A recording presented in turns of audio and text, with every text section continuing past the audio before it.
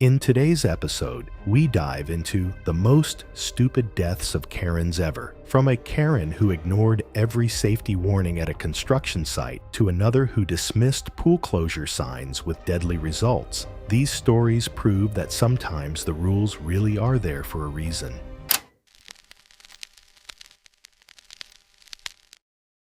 It was October 2nd, 2017. The residential construction site sat on the outskirts of a developing subdivision in central Arizona. The afternoon sun beat down on exposed dirt and gravel. Framing for a two-story home stood partially complete, with wooden studs rising against a cloudless sky. Extension ladders leaned against the structure. Orange warning tape stretched across the driveway entrance. The ground was uneven, covered in loose gravel, scattered lumber, and electrical wire.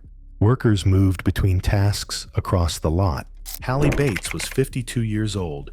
She worked as a freelance property inspector, contracted by buyers to assess homes before purchase. Colleagues described her as thorough but impatient, often cutting corners to finish jobs quickly. That afternoon, she had arrived without notifying the construction crew. She was not authorized to be there. The property was weeks from completion. Hallie had been hired to inspect a neighboring home, but decided to examine this unfinished structure as well. She carried a clipboard and a digital camera. Hallie ducked under the warning tape and walked onto the site. A worker in a hard hat approached her, explaining that the site was restricted and asking if Hallie had clearance. Hallie barely looked up, dismissing the concern with a wave. She informed the worker that she was a licensed inspector and didn't require permission. The worker mentioned safety protocols. Hallie cut him off, stating that she knew construction sites better than most workers. She moved toward the rear, where a 24-foot aluminum extension ladder rested against the second-floor framing. The ladder sat on loose gravel, with no stabilizing base or tie-off. Another worker called out, warning that the ladder hadn't been properly secured. Hallie ignored the shout entirely, positioning herself at the base. She tested the ladder briefly, then began climbing. The ladder swayed as she ascended. She reached approximately 18 feet. The base shifted laterally. The gravel offered no traction. Hallie's weight caused the ladder to slide. She leaned backward instinctively, trying to regain balance. The ladder continued moving. Hallie fell. Her body rotated as she dropped 18 feet. Her upper back and neck struck the sharp edge of the poured concrete foundation. The impact fractured her cervical spine, severing critical neural pathways. The force caused her head to strike the ground. She landed on her back in the gravel. Her arms and legs did not move. Her eyes remained open but unfocused. Two workers saw the fall and ran toward her. One shouted for someone to call emergency services. The other knelt beside Hallie but did not move her. Blood pooled beneath her head. Her breathing became rapid and irregular, short gasps that grew weaker. Within 30 seconds, the agonal respiration ceased. One worker panicked and attempted compressions before pulling back, realizing the extent of the trauma. The compressions had no effect. Emergency responders arrived within 8 minutes. Paramedics found no pulse or respiratory effort. Her pupils were fixed and dilated. They pronounced her dead at the scene. The ladder remained where it had fallen. Investigators documented the site. They noted the absence of ladder stabilization and a loose gravel surface. Workers confirmed Hallie had entered without permission, dismissed safety warnings, and refused to follow protocols. The medical examiner listed the cause of death as high cervical fracture with spinal cord transection and secondary traumatic brain injury. The death was ruled accidental. No criminal charges were filed. The construction company paused work for 2 days while safety protocols were reviewed.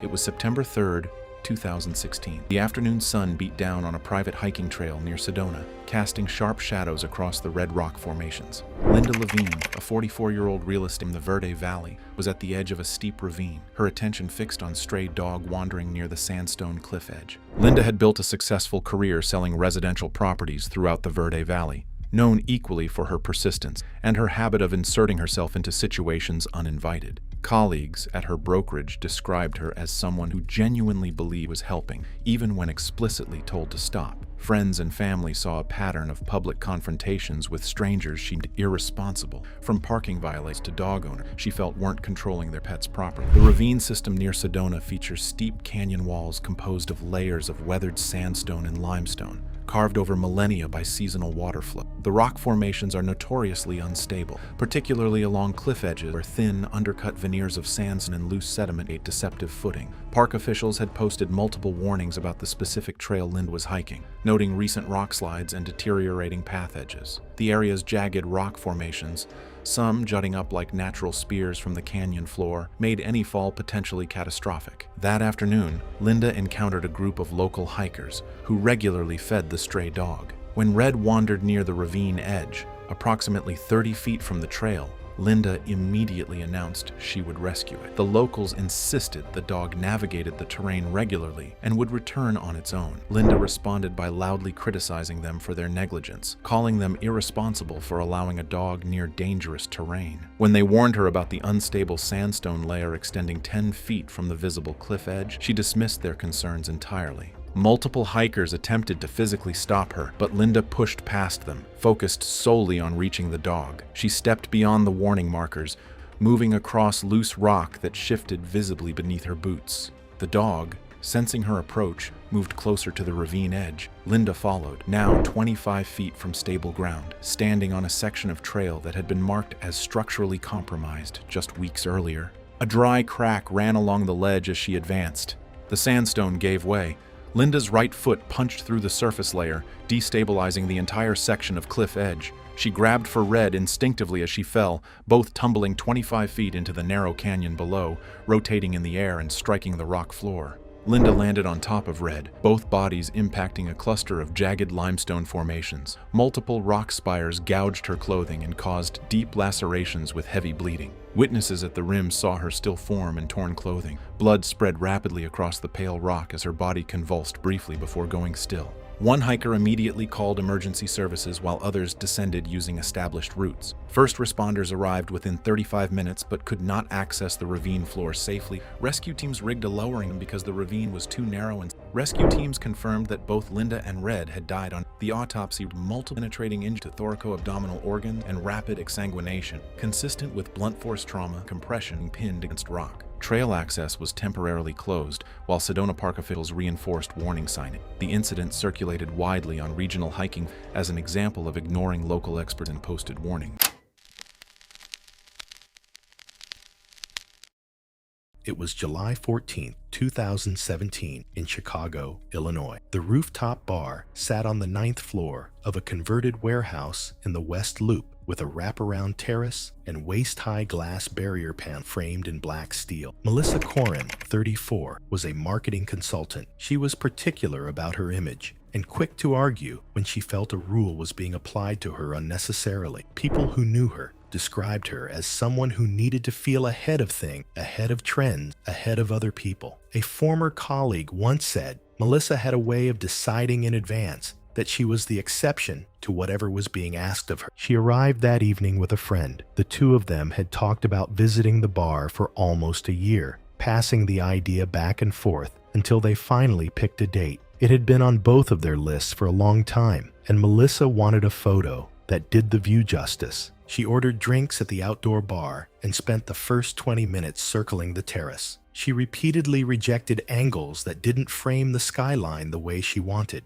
Each attempt seemed to frustrate her more. She repositioned chairs, stepped into walkways, and asked her friend to retake the photo several times. Nearby guests began glancing over as her voice carried across the terrace. Small signs posted near the entrance and along the perimeter stated that guests were not permitted to lean over the railing or stand on furniture. Melissa eventually settled on the northwest corner, where the skyline framing was cleanest. She leaned her phone over the top of the barrier to get the height in the shot. A staff member approached and asked her not to lean over the barrier, explaining it was a safety policy. Melissa responded loudly enough for people at neighboring tables to hear, arguing that the glass reached her waist and that she wasn't doing anything unsafe. He asked her to step back. She shook her head and turned toward the skyline again. When he stepped away briefly, she climbed onto a cushioned bench near the corner. The added height dropped the barrier to mid-thigh, leaving open air above it. Her friend, standing a few feet away, told her to get down. A couple seated near the railing looked over as Melissa waved a hand dismissively and continued adjusting her stance. The staff member returned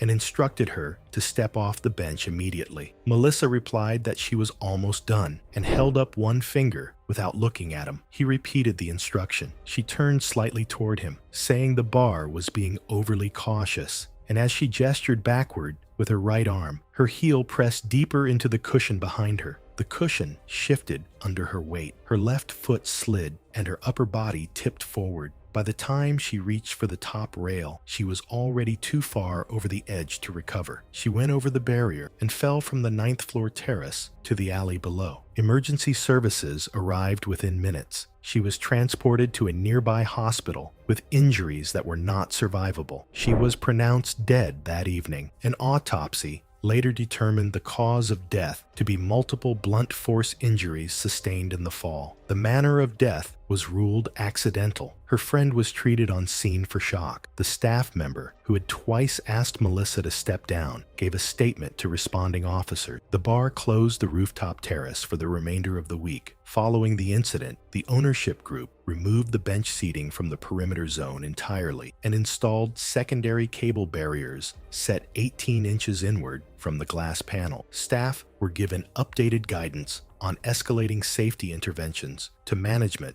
rather than continuing one-on-one conversations when a guest refused to comply. It was March 12, 2016. The morning air in Coventry, England, was damp and gray. Diane Marie Harlow, a 44-year-old office administrator, sat in traffic on her way to run weekend errands when she turned into a drive-thru for coffee. Diane wasn't known for patience. Her employment file contained multiple HR warnings about her treatment of junior staff, and local retailers had quietly circulated her name after repeated confrontations over minor service issues. She'd been temporarily banned from 2 shops in the previous year for verbally abusing teenage employees over pricing errors. Drive-thru service windows operate in confined spaces where vehicles queue mere feet apart, relying on customers remaining inside their cars while transactions occur through small openings. The windows themselves are typically automated, designed with safety sensors that prevent closure if obstructions are detected. Maintenance protocols require these sensors to be tested regularly, but during repair work, facilities sometimes disable them temporarily to service the mechanical components.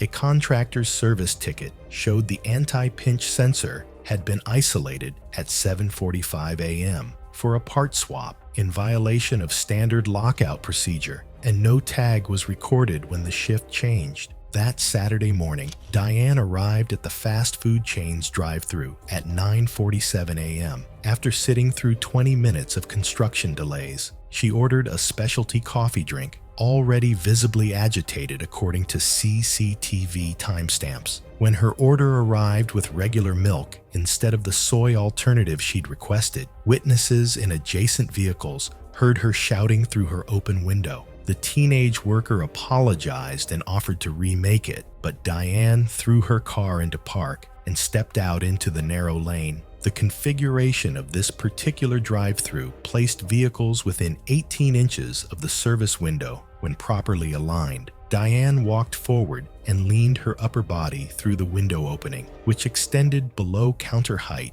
in the older building design, allowing her to reach through and gesture aggressively at the visibly frightened worker. She was screaming about corporate complaints and demanding the manager when an unmarked delivery van in the lane behind nudged the second car forward as the driver mistook a shift supervisor's wave for green. Her torso became trapped between the 2 cars, with the second vehicle's bumper contacting the door at an angle that forced the frame inward toward the service window opening. The pressure forced her neck against the metal frame of the service window at an unnatural angle. At that exact moment, a worker inside pressed the automated window control, unaware that the heavy exterior window panel had been placed in manual override during the earlier repair, and that the safety sensor was disabled. The reinforced motorized service window panel, installed during a prior security retrofit, began descending. The reinforced frame compressed against Diane's throat with force exceeding the unit's normal safety threshold.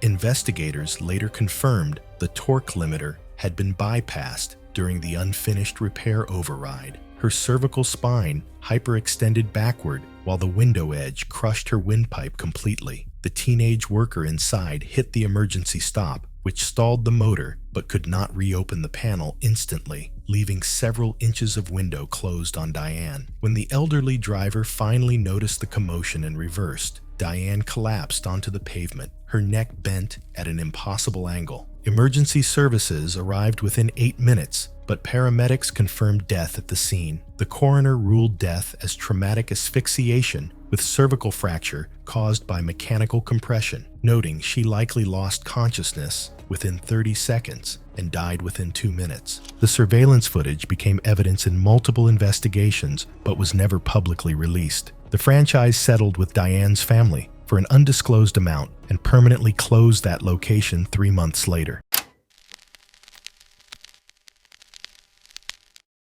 It was March 14th, 2015, in Portland, Oregon. Rain misted the streets as the city came to life. A multi-story renovation project had been underway for 3 weeks in a mixed commercial district. Marla Dennison, 41, owned a boutique 2 buildings down from the construction site and had built the business from scratch over 6 years. She took pride in creating a calm, upscale atmosphere for her customers and viewed the construction as a personal attack on her livelihood. For weeks, she had complained about the noise disrupting her customers. She left aggressive written complaints taped to the fence and had confronted workers during breaks, calling them inconsiderate and unprofessional.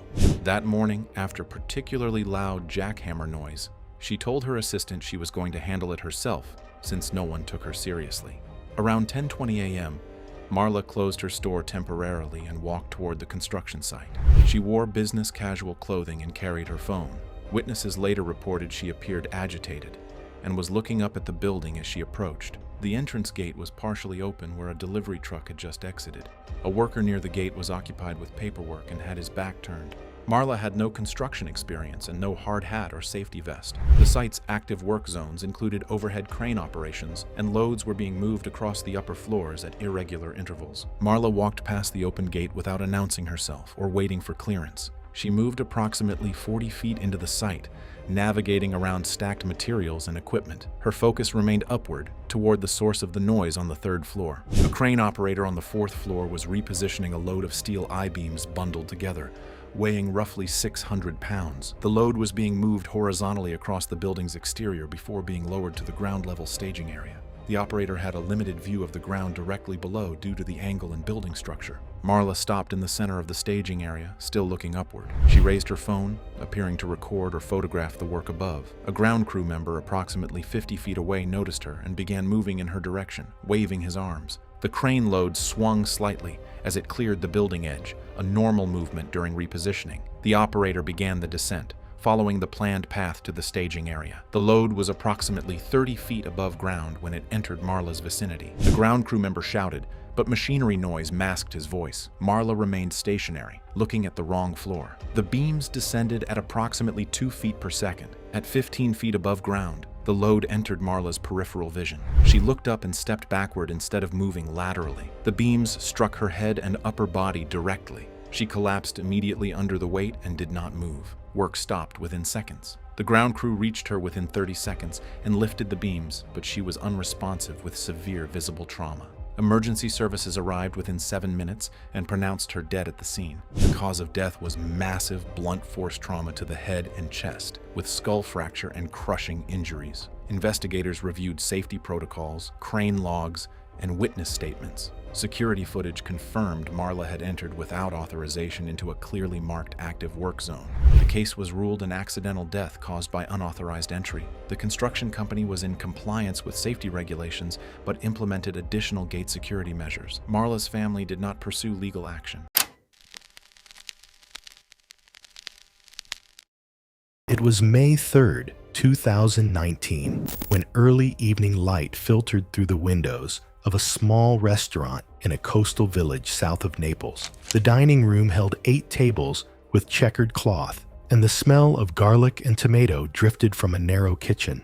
Devin Pritchard was 47 years old and worked as a civil litigation attorney in Denver. She had traveled to Italy with her sister for a 10-day tour and was described as confrontational, often relying on legal threats when challenged. The family-owned restaurant specialized in fresh seafood. Devin had a documented severe shellfish allergy and carried a prescribed epinephrine auto-injector. After being seated, Devin questioned the server about cross-contamination risks. The server explained the kitchen was small, with shared equipment, and could not guarantee safety. Devin ordered a shrimp pasta without shrimp and refused alternative dishes. When told safety could not be assured, she demanded the owner and threatened complaints under European disability regulations. After further consultation, the server returned and said the dish would be prepared only if Devin signed a written acknowledgement confirming she had been warned and was ordering against recommendation. Devin signed without reading carefully. The dish arrived about 20 minutes later. Devin ate roughly half. She soon mentioned that her throat felt strange, but dismissed concern, attributing it to wine. Within minutes, her voice became strained, and she repeatedly touched her neck. Redness spread across her face and neck. She stood and said she needed air. When asked about her epinephrine injector, she said it was in her purse. By the time her sister retrieved it outside, Devin was leaning against the exterior wall, breathing rapidly with audible wheezing and visible facial swelling. Her sister administered the auto-injector. Devin's condition worsened. She collapsed onto the cobblestone street as the restaurant owner called emergency services. Bystanders kept her on her side while monitoring breathing. Emergency responders arrived approximately 14 minutes later. They found Devin unresponsive with severe airway swelling and initiated advanced airway management before transporting her under resuscitation to a hospital roughly 30 minutes away. Despite aggressive treatment, including epinephrine, antihistamines, and mechanical ventilation, Devin suffered cardiac arrest from prolonged oxygen deprivation. Resuscitation continued for over 40 minutes without success. She was pronounced dead approximately 2 hours after ingestion. Post-mortem examination determined that death resulted from anaphylactic shock due to shellfish protein exposure, with respiratory failure leading to cardiac arrest. Laboratory analysis confirmed trace shrimp protein consistent with cross-contamination. Italian authorities determined the restaurant followed appropriate protocols by providing warnings and obtaining written acknowledgement. No charges were filed. It was July 9th, 2016. The public boat ramp on the western shore of a recreational lake in southern Missouri was packed by late morning. The concrete incline descended at a moderate grade into murky water that smelled faintly of algae and gasoline. Temperatures had climbed into the low 90s. Humidity made the air feel heavier. Vehicles towing boat trailers formed a slow-moving line that stretched back into the gravel parking area. Engines idled. Radios played through open windows. Families unloaded coolers and life jackets while waiting for their turn. The ramp itself was slick in places from water and moss. Tara King was 38 years old. She worked part-time as an assistant in a small real estate office, handling paperwork and scheduling showings. Friends described her as outspoken and quick to react when she felt slighted. She had driven to the lake that morning with her teenage son to launch a borrowed fishing boat. The wait had stretched past 20 minutes. Tara grew visibly frustrated. Her SUV was third in line. A pickup truck with a large aluminum boat trailer sat directly ahead. The driver had stalled twice while attempting to back down the ramp. Tara put her vehicle in park and stepped out, Her phone remained mounted on the dashboard, live streaming to a social media account she used occasionally. The camera captured the interior of the SUV and part of the ramp through the windshield. She walked forward, moving between her vehicle and the pickup. Other drivers watched from their cars. The concrete was wet and uneven. Tara approached the driver's side of the pickup, gesturing with one hand. Her voice carried over the ambient noise, but words were indistinct. The pickup driver, attempting to reposition the trailer, released the brake. The vehicle began rolling backward down the incline. The trailer followed. Tara was standing slightly to the left of the truck bed, near the rear axle of the trailer. She turned as the trailer moved. The hitch assembly struck her at knee height. The impact knocked her sideways onto the wet concrete. She fell onto her back. The trailer continued rolling. One trailer tire passed over her upper right thigh. The combined weight, roughly 1,800 pounds, crushed the leg against the concrete. The femur fractured under compression. Bone fragments tore through the femoral artery and surrounding vessels. Blood began pooling beneath her as a rapidly expanding hematoma formed in the thigh. External bleeding followed. The trailer rolled another foot before the driver reapplied the brake. Tara did not move. Her breathing became shallow and rapid. Bystanders began shouting. Two men ran toward her. One attempted to apply pressure using a towel from his vehicle. The bleeding was difficult to control. Tara's eyes closed. She lost consciousness within roughly 30 to 60 seconds. Someone dialed emergency services. The call was logged shortly before noon. Paramedics arrived within 12 minutes.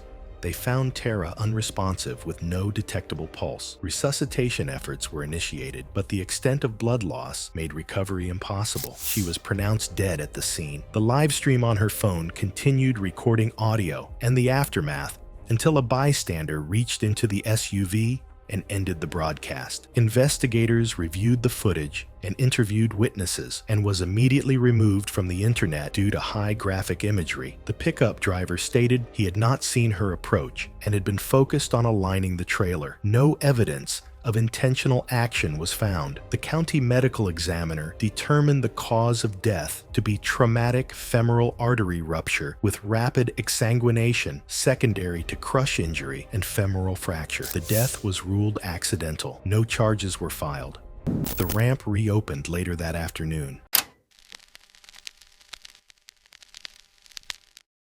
It was June 22, 2015. The lobby of a mid-tier business hotel in Orlando, Florida, gleamed with polished Italian marble flooring. The afternoon heat had driven guests inside, where air conditioning battled the humidity that construction workers tracked in pool renovation. Cynthia Morais, a 46-year-old regional for a national pharmaceutical distribution, had built her career on aggressive negotiation and an unwavering belief in her own importance. Her performance reviews consistently noted her results-driven approach, though human resources had fielded 17 complaints about her treatment of subordinate and service staff over 3 years. They described her as someone who viewed courtesy as weakness and compromise as failure. Her management style relied heavily on public confrontation and escalating situations until she received preferential treatment. That afternoon, Cynthia arrived expecting immediate processing despite holding a standard reservation. The front desk clerk explained that her room would be ready within minutes and asked her to wait briefly while they completed final preparation. The 3-minute delay triggered an explosive response. Hotel check-in procedures typically require 5 to 8 minutes during busy periods, a time frame Cynthia found unacceptable. She demanded an immediate upgrade, her voice escalating as other guests watched uncomfortably. The housekeeping supervisor had placed multiple wet floor signs along the marble pathway leading from the entrance to the front desk, clearly visible barriers that most guests navigated carefully. Cynthia ignored them entirely. Focused on her confrontation with increasingly uncomfortable staff member, she grabbed an oversized luggage cart, maneuvering it aggressively through the lobby while continuing her tirade about unacceptable service standards. The cart's front wheel caught in a seam between marble tiles, causing a sudden backward pull. Her leather-soled stiletto heels found no traction on the water-slicked marble. She stepped directly into a wet section, her momentum carrying her forward as both feet lost purchase simultaneously. The heavy luggage cart offered no stability as she fell backward, her body twisting as she attempted to catch herself. Cynthia struck a protruding granite counter ledge roughly 42 inches high with the back of her head at full falling velocity. The impact was devastating. Witnesses heard a heavy thud against the counter, and a long scalp laceration along the occiput produced visible blood pooling on the marble. Unconsciousness came in. Her breathing was shallow and irregular, showing clear signs of severe neurological trauma. The front desk clerk activated emergency protocols within seconds, calling emergency services immediately. 2 hotel guests with medical training attempted jaw thrust maneuvers, applied direct pressure to the scalp wound, delivered supplemental oxygen, and held manual cervical stabilization. EMS arrived, though the severity of it largely. Paramedics arrived 12 minutes, finding Cynthia unresponsive, obvious skull fracture, and massive. She was transported to a regional trauma center, intubated en route, but never regained consciousness. The medical examiner determined death resulted from severe blunt force trauma, causing a basilar skull fracture, subdural hematoma, and catastrophic brain swelling. Hotel management reviewed security footage confirming Cynthia had bypassed 4 separate wet floor warnings before the accident. Staff members from other hotels reported her history of similar confrontational behavior via stay. Her funeral 3 days later drew a modest, primarily colleagues fulfilling professional obligations rather than personal connections formed through years of caustic. It was July 22nd, 2017, in Atlanta, Georgia. The Saturday morning traffic on the interstate was moving steadily at approximately 60 miles per hour. A gas station sat just off the exit ramp, separated from the main lanes by a short stretch of service road that fed directly into the merge lane. Michelle Okafor, 44, was a property manager for a residential complex in DeKalb County. People who worked with her described her as someone who found standard procedures deeply frustrating. She had a particular difficulty accepting that rules applied to her the same way they applied to everyone else, and she had a habit of framing every pushback she received as a personal attack rather than a standard response. That pattern extended beyond work. When inconveniences disrupted her schedule, she often chose the quickest visible solution rather than the one being recommended to her. That morning, she was already running behind after an earlier delay and was irritated by anything that threatened to slow her down further. She took the next exit and pulled onto the shoulder of the off-ramp after her tire pressure warning light came on. Roadside assistance quoted her a 45-minute wait. She told the operator she didn't have that kind of time and ended the call before the explanation was finished. She stepped out, pressed the sidewall with her thumb, nudged it with her foot. It felt firm. The light had come on before. She dismissed it as another faulty sensor, locked the car, and walked toward the gas station instead. Inside, she moved quickly through the aisles, knocking a small display of bottled drinks with her elbow and leaving them scattered on the floor without stopping. She grabbed 2 items and walked directly to the front of the store, stepping around the 4 people already waiting in line. She placed her items on the counter, despite being told to wait. When another customer objected, she dismissed him and kept her position at the register. A loss prevention officer approached and instructed her to step back and wait her turn. She challenged his authority and remained at the counter. After he identified himself and repeated the instruction, she refused to move and continued insisting on immediate service. The officer warned that she would be asked to leave if she did not comply. She stayed in place, escalating the exchange as other customers watched. The cashier ultimately processed the transaction to end the confrontation. Michelle collected her items and exited the store, still visibly agitated. She exited the store, still visibly agitated, continuing her complaint as the doors closed behind her. She paused near the entrance, turned back briefly toward the glass, then stepped into the parking lot and pulled out her phone. She began typing her complaint as she walked, eyes fixed on the screen. Without slowing, she crossed the parking lot and continued editing the message as she approached the service road. The slight curve of the exit ramp and vehicles stopped along the shoulder limited her view of approaching traffic. Still focused on her phone, she stepped off the edge of the service road and into the active merge lane without looking up. The driver saw her too late and braked hard, but there was no meaningful stopping distance. The vehicle struck her before he could avoid it. She was knocked forward and came to rest near the right lane line. Paramedics arrived within minutes. Michelle was unresponsive with signs of severe trauma. She was transported to a hospital and died in the trauma unit 4 hours later. The medical examiner listed blunt force trauma as cause of death. The driver was not charged. The interstate closed for 2 hours for investigation. Investigators later obtained a statement from the store's loss prevention officer to establish Michelle's movements prior to the crash.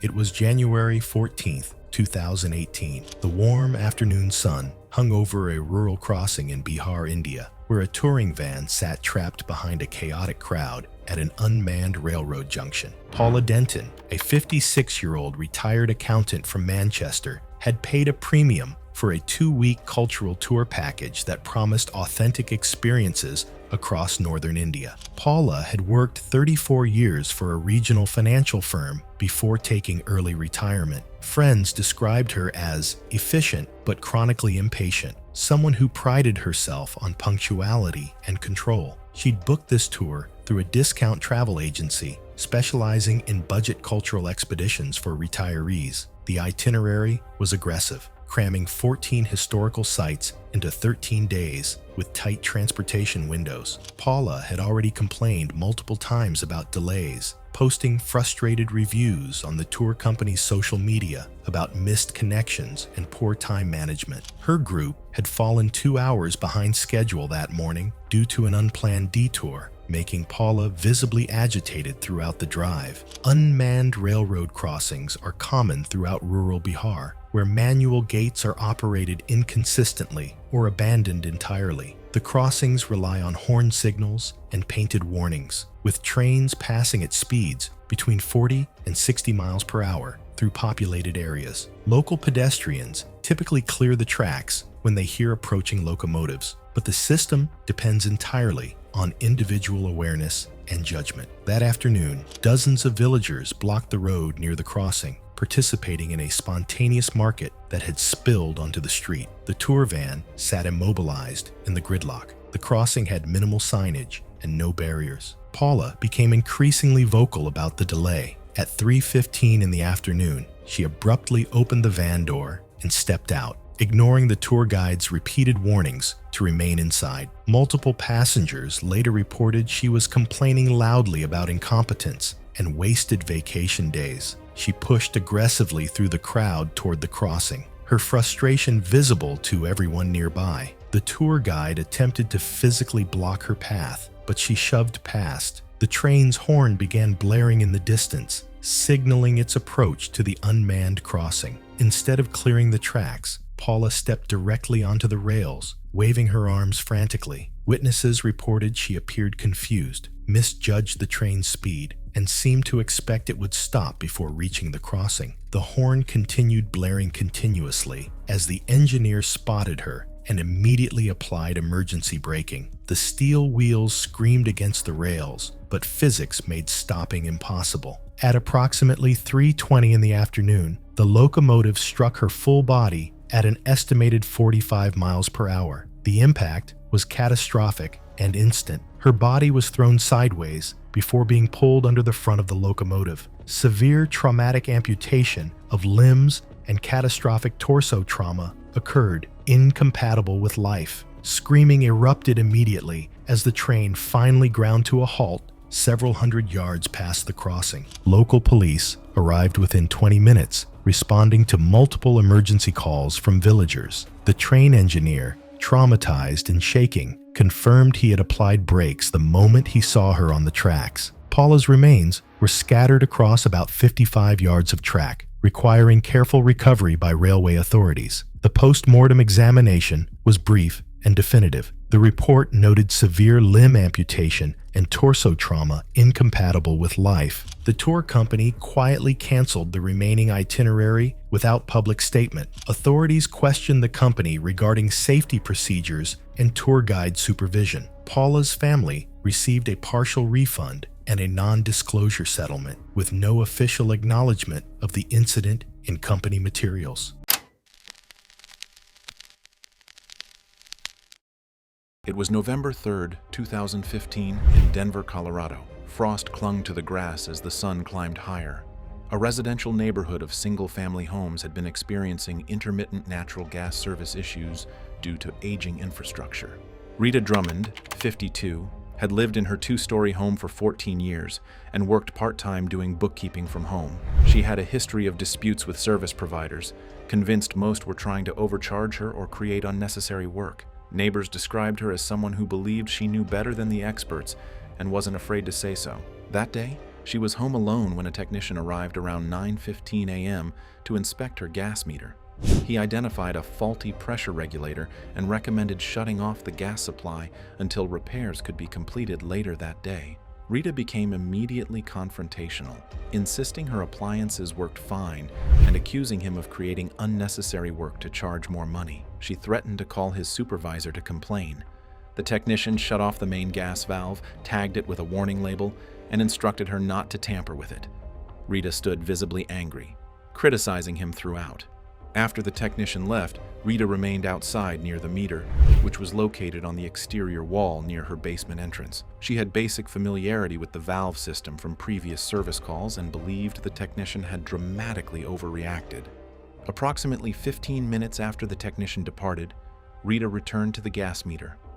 She removed the warning tag and used a wrench from her garage to reopen the main valve, turning it slowly until it opened fully. Gas began flowing into the basement through the supply line, but without the pilot light ignited, it began accumulating in the enclosed space. The basement had minimal ventilation, one small closed window, and no active exhaust system.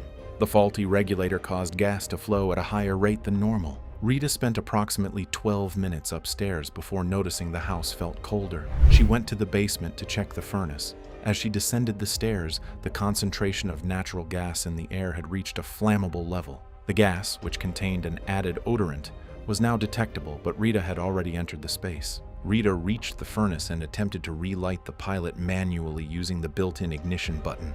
The electrical spark from the ignition mechanism triggered an immediate explosion. The blast originated at the furnace and expanded rapidly through the basement, fueled by the accumulated gas. The explosion blew out the basement windows and caused the first floor to partially collapse into the basement. Rita was at the epicenter and was thrown against the concrete foundation wall. The force caused severe structural damage to the home and ignited a fire that spread through the debris. A neighbor 2 houses away heard the explosion and called emergency services immediately. First responders arrived within 6 minutes. The house was heavily damaged, with active fire in the basement and first floor areas. Firefighters extinguished the blaze within 35 minutes and entered the basement once it was deemed structurally safe. Rita was found near the furnace area, severely injured and unresponsive. She was extracted and transported to a medical facility but was pronounced dead shortly after arrival. The cause of death was multiple blunt force trauma and thermal injuries sustained in the explosion. Investigators found the main gas valve had been reopened and the warning tag removed. The technician's service report confirmed Rita had restored gas flow against explicit safety instructions.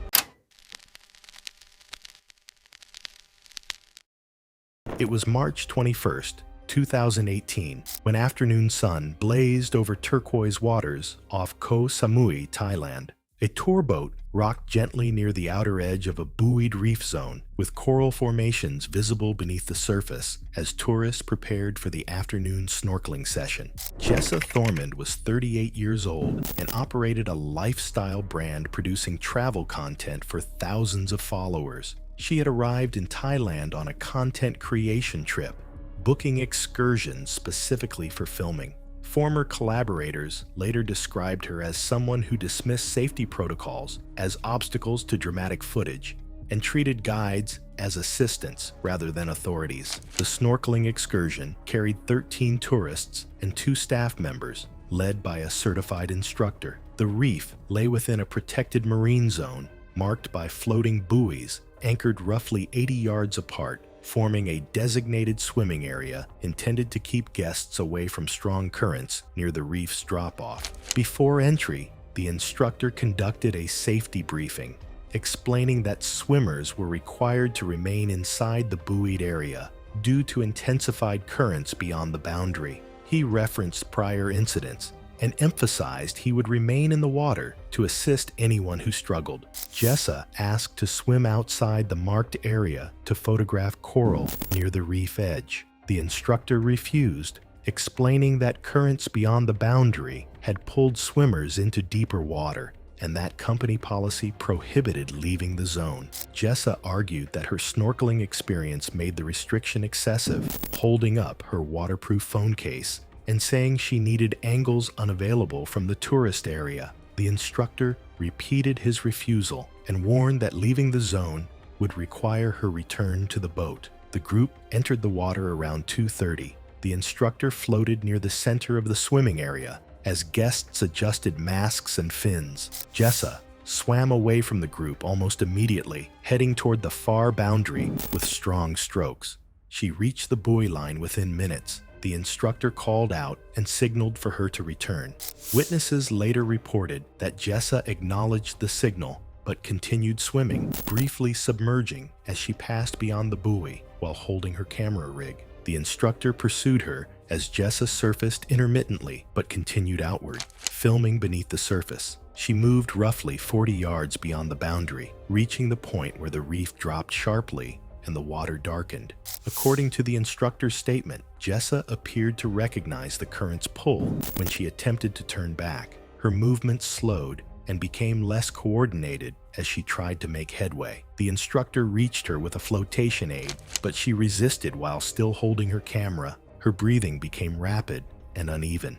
The instructor grasped her arm and signaled the boat operator. Jessa pulled away, swallowing water and coughing as she shifted from horizontal to vertical, struggling to keep her head above the surface. The instructor secured the flotation device under her arms, but her panic escalated. She thrashed violently, striking him and briefly pulling him underwater. When he resurfaced, Jessa had submerged. He dove immediately, locating her 5 to 6 feet below the surface with her snorkel flooded. The boat reached their position within 90 seconds. Crew members pulled Jessa aboard, finding her unresponsive and not breathing. CPR was initiated immediately as the boat returned toward shore, where an ambulance was waiting. Paramedics worked for more than 30 minutes attempting resuscitation. Jessa was transported to a nearby medical facility and pronounced dead approximately 1 hour after the incident. Findings later determined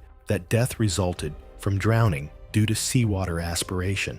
Thai maritime authorities interviewed passengers and crew, finding the instructor's actions consistent with rescue protocols. Recovered phone footage showed Jessa swimming beyond the boundary and filming until moments before she struggled. The tourism board later mandated additional buoy signage warning of dangerous currents. It was March 12, 2017. The Dubai desert stretched endlessly under a cloudless afternoon sky, the sand dunes glowing golden in temperatures reaching 95 degrees. Stephanie Bardot, a 34-year-old luxury lifestyle consultant, stood beside a dune buggy, a popular desert safari insisting she could handle them despite never having driven one. Stephanie had built a career advising clients on exclusive experiences and high-end travel packages. She worked for an international luxury concierge service, coordinating everything from private yacht charters, VIP access. Colleagues described her as demanding, dismissive of standard, frequently citing her client to override staff recommendations. That afternoon, Stephanie had booked a group desert safari tour that included guided dune buggy rides with mandatory safety briefing. Tour staff explicitly explained that all rides required either tandem seating with instructor or close supervision on marked flat routes. The compound had strict policies prohibiting solo rides for first-time operators, especially in the challenging dune formation surrounding the facility. Multiple staff members informed staff requirements. Dune buggies are designed for desert driving, notoriously unstable, deep sand where soft terrain 30 to 8 rollover. Stephanie immediately demanded solo access to a dune buggy, citing her status as a luxury consultant and insisting she was capable of anything. When staff refused, she became increasingly aggressive, threatening negative reviews and claiming connection to tour operators' corporate management. After 20 minutes of escalated confrontation, the exhausted staff reluctantly authorized a solo on the condition she stay on marked. Stephanie refused the technician's offer of a 4-point harness and never tightened the lap belts, signed a liability waiver without reading it, and climbed into the vehicle. Within minutes, Stephanie veered off the designated flat route and accelerated toward the steep competition dunes used for professional racing events. Staff members shouted warnings over radio communication, but she ignored them completely. Video footage from another tourist's phone, combined with the compound's CCTV and GPS telemetry logs, showed her buggy climbing a very steep dune at excessive speed, the wheels churning and the buggy losing traction as it crested. She was partially ejected as the buggy rolled, and the chassis came to rest across her torso because she had refused the harness. The staff spotted the flip and called emergency services immediately. They rushed to the scene but found the buggy had sunk into soft sand, making it impossible to lift without mechanical assistance. Stephanie remained struggling to breathe as full weight compressed her. Her face turned blue-gray as rescuers worked desperately to dig around the frame using shovels and secure inches from the pounds on recovery. A recovery truck arrived on site minutes later and, after rigging a winch, successfully lifted the buggy. Paramedics found Stephanie unresponsive with obvious chest deformities and no pulse. Despite immediate CPR and emergency transport to a regional trauma center, she was pronounced dead at 4:50. The autopsy showed that Stephanie had several broken ribs, collapsed lungs on both sides, bruised lung, a torn liver, and massive internal in her abdomen. The crushing injuries caused her to stop breathing and go into shock. Stephanie's parents were devastated, arriving from Paris to confront staff and grieve privately, later holding a small, low-profile memorial for their daughter. The Desert Safari Company faced immediate consequences as several clients canceled reservations after news of the accident spread, with management reporting a notable drop in bookings directly tied to concerns over safety enforcement. It was March 18, 2015. The loading bay of an industrial warehouse in central Ohio hummed with its usual midday rhythm. Overhead, fluorescents cast harsh light across concrete floors marked with faded yellow pedestrian lanes. The air smelled of diesel exhaust and cardboard dust. Forklifts moved in practiced patterns, their reverse alarms chirping in steady intervals. Pallets stacked with metal components, each weighing close to 2,000 pounds, waited near the shipping dock. Leah Manning was 44 years old. She worked as a logistics coordinator, a desk role that involved routing shipments and managing inventory reports. She had no certification to operate floor equipment. Colleagues described her as confrontational and entitled, someone who believed her office position gave her authority over floor operations. She routinely dismissed safety protocols, arguing that warehouse rules didn't apply to management staff. That afternoon, she was tracking down a discrepancy in a pallet count. The loading bay was busy. 3 forklifts were in motion, repositioning pallets for an outbound truck. Security cameras mounted on the ceiling recorded the standard flow of operations. Operators wore high-visibility vests and followed protocol, checking mirrors and blind spots before maneuvering. Leah entered the bay from the office corridor. She moved aggressively across the floor, ignoring the painted pedestrian lanes entirely. A forklift operator was repositioning a pallet of steel brackets near a support column. The load, elevated on the forks, blocked the operator's rear view entirely. The machine began reversing. Its alarm sounded. Leah stepped directly into the path, positioning herself between the reversing forklift and the column. When the operator gestured for her to move, Leah waved dismissively and planted herself more firmly in position. She shouted that she worked there and knew what she was doing. The forklift moved backward approximately 1 to 2 feet. The operator felt the engine load abruptly and heard a dull impact resonate through the chassis. He stopped immediately. The rear counterweight, a solid block of cast iron weighing over 1,000 pounds, had pinned Leah against the steel column. The force compressed her pelvis, fracturing the pelvic ring and rupturing the pelvic vasculature. Leah let out a brief, involuntary gasp and remained upright as shock began to set in. Her expression shifted, confusion replacing defiance. For several seconds, she stayed on her feet, awareness fading in waves. Her knees buckled when operator immediately neutralized the forklift, set the brake, and dismounted, reaching for his radio. Leah collapsed onto the concrete. Blood pooled rapidly beneath her. She remained dimly conscious for several more seconds, her breathing shallow and erratic, before the catastrophic hemorrhage pulled her under completely. The operator radioed for help, his voice shaking slightly. Other workers rushed over, but did not move her. Emergency services were called at 1:47 p.m. Paramedics arrived within 9 minutes. No pulse or signs of life were detected. She was pronounced dead at 2:03 p.m. Investigators reviewed footage from multiple security cameras positioned throughout the bay. The combined angles showed Leah bypassing safety protocols, confronting the operator, and refusing to move when warned.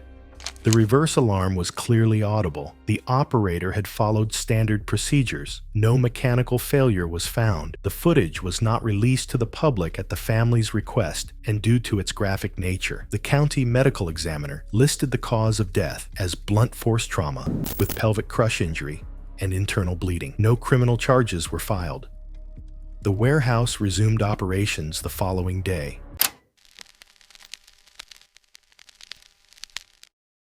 It was June 11th, 2018, in Scottsdale, Arizona. A heat advisory had been issued across the valley, and one of the city's most exclusive thermal spas was operating at capacity, its staff working carefully through a busy afternoon. Renata Voss, 44, a regional operations manager for a luxury retail chain, considered herself someone who did not need to be told how to use her own body. She had been a member at the spa for 2 years, and had developed a reputation among the staff as a difficult guest, not hostile exactly, but dismissive in a way that made routine safety reminders feel like confrontations. She regularly exceeded the posted sauna limits, declined water when it was offered, and had on at least 2 previous visits been asked to observe the cool-down protocol before approaching the plunge pool. Staff recognized her when she arrived that afternoon and noted privately that she seemed more irritable than usual. What the staff did not know, and what Renata had not disclosed, was that she had been treating severe high blood pressure for 2 years, but had recently stopped taking her medication without consulting her doctor. She told a close friend the prescription made her feel sluggish, and that she planned to manage the condition through lifestyle changes instead. In the weeks that followed, her blood pressure rose back into the dangerous range her physician had previously warned her about. She never scheduled a follow-up appointment. She also mentioned a lingering 2-day headache and a heavy pressure behind her eyes, dismissing both as stress from work. The spa prides itself on its strict safety protocols, a 15-minute sauna limit,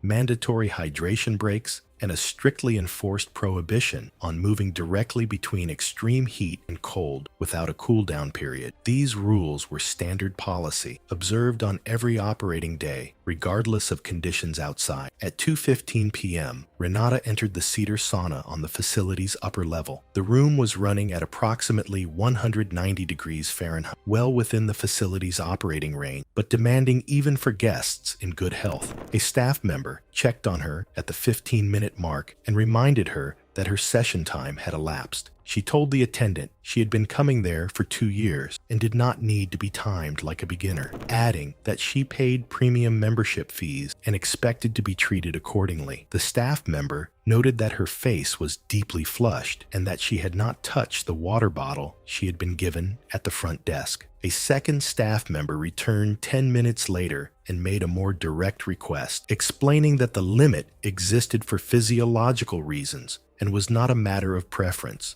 Renata gathered her things slowly, made a remark about being monitored like a child, and walked out into the corridor flushed and moving with an unsteadiness she did not acknowledge. She paused once in the corridor, one hand briefly against the wall, before continuing forward. She had been in the sauna for just over 25 minutes. Rather than moving to the designated cool-down area, she walked directly to the plunge pool at the far end of the corridor. A staff member called after her. She rounded on him and, in a sharp, dismissive gesture, kicked the rubber safety wedge from beside the pool entry. It skidded across the wet tile. Her momentum carried her forward. With the wedge displaced and the tile slick beneath her feet, she lost her balance and went over the edge into the 50-degree water. What followed was not instantaneous. The sudden immersion triggered an involuntary gasp and a sharp constriction of blood vessels, placing additional strain on a cardiovascular system that had already been under stress for more than half an hour. Witnesses later reported that she emitted a strained guttural sound and briefly brought a hand toward her temple before her grip loosened. Her body slackened and she slipped beneath the surface without attempting to resurface. Staff reached her within moments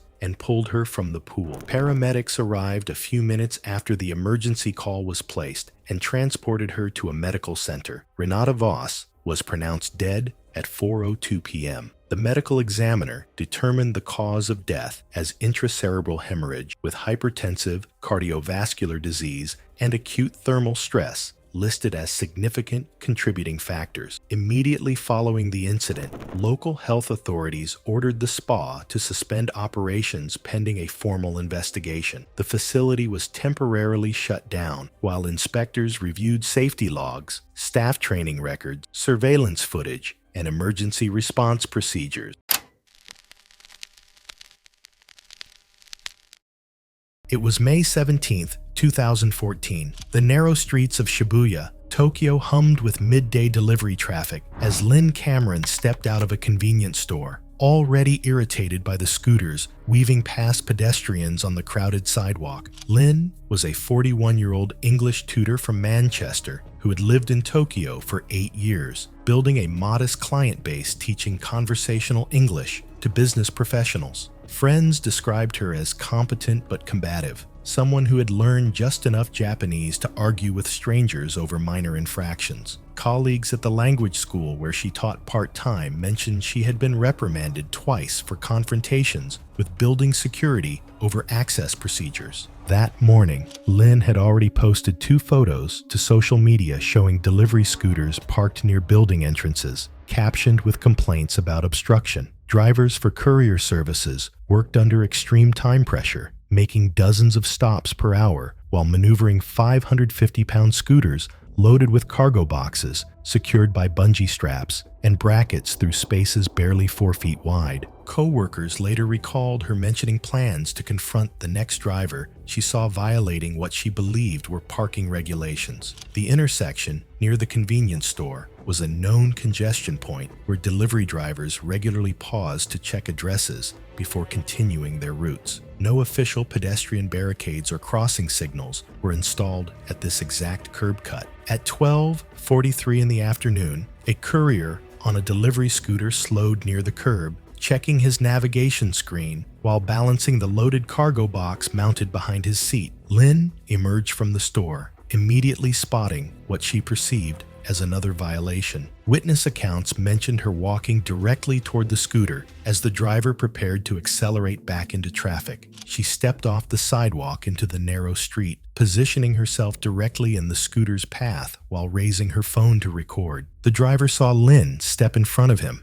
and immediately applied his brakes. The scooter's front wheel briefly lost traction under emergency braking, causing the vehicle to swerve slightly right. Lynn continued advancing, phone raised, demanding the driver stop and provide identification. She was less than 3 feet from the front wheel when the driver's emergency braking caused the heavily loaded cargo box to swing outward on its mounting bracket, which investigators later noted had measurable lateral play. The unsecured corner of the box, a sharp aluminum edge, made contact first. The scooter's mirror setup did not cover the immediate close-range blind zone directly in front of the vehicle. The metal corner of the cargo box, carrying approximately 40 pounds of packages, struck Lynn's left hip with enough force to spin her body counterclockwise. Her feet tangled as momentum carried her backward. She fell with her arms still extended, holding her phone forward, unable to break her fall. The impact of her head on the curb was accentuated by a slight slope in the street pavement, and the curb's edge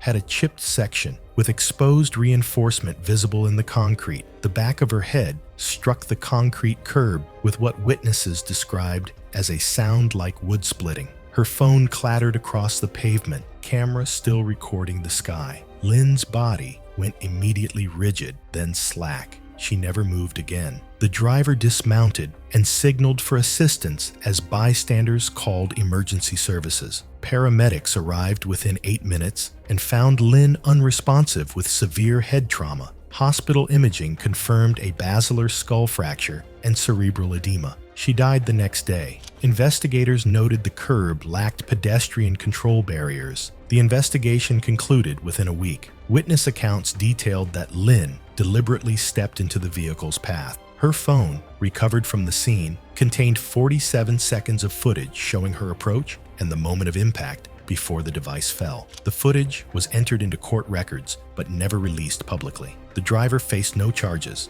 and returned to work after providing testimony.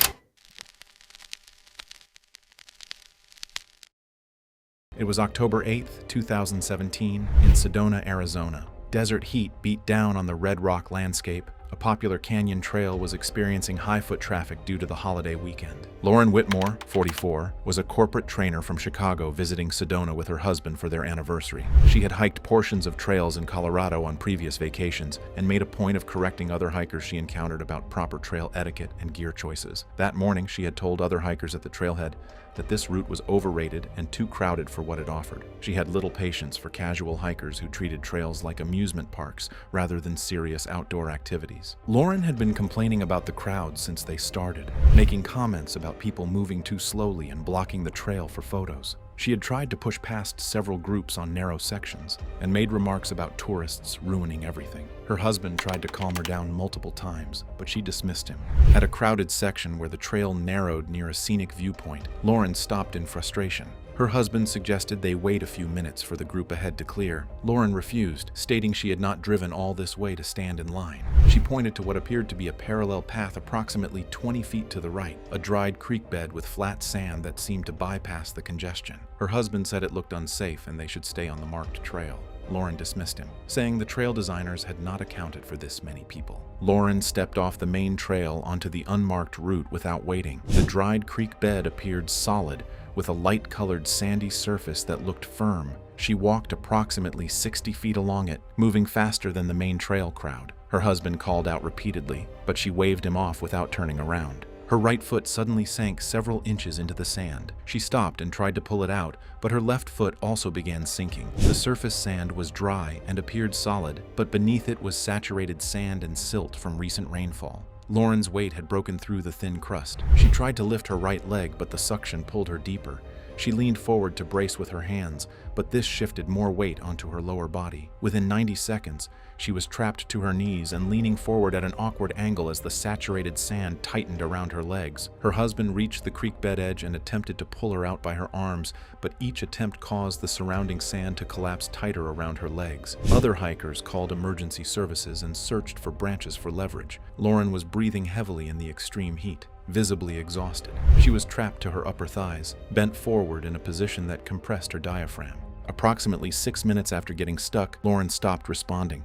Her head drooped forward, and she lost consciousness, collapsing further into the sand. Hikers attempted to lift her up her body, but the suction made it nearly impossible. Specialized rescue personnel reached the creek bed nearly 40 minutes after the first emergency call. By then, the surrounding sand had hardened around Lauren's legs, requiring controlled digging and water to loosen the packed silt before she could be freed.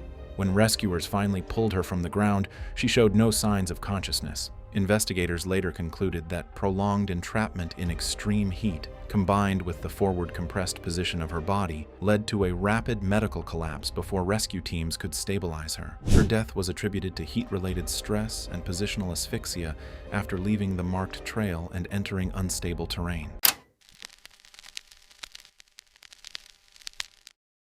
It was January 6, 2020, when late morning sun warmed white sand on a Queensland beach in northern Australia. The temperature approached 95 degrees. Turquoise water stretched toward a barrier reef, visible miles offshore. About 30 beachgoers gathered near a patrolled swimming zone marked by red and yellow flags. Kendrix Valance was 39 years old and worked as a personal fitness trainer in Seattle, operating a small studio. She was vacationing in Australia with her boyfriend, who later described her as supremely confident in her physical abilities and dismissive of safety warnings she viewed as exaggerated.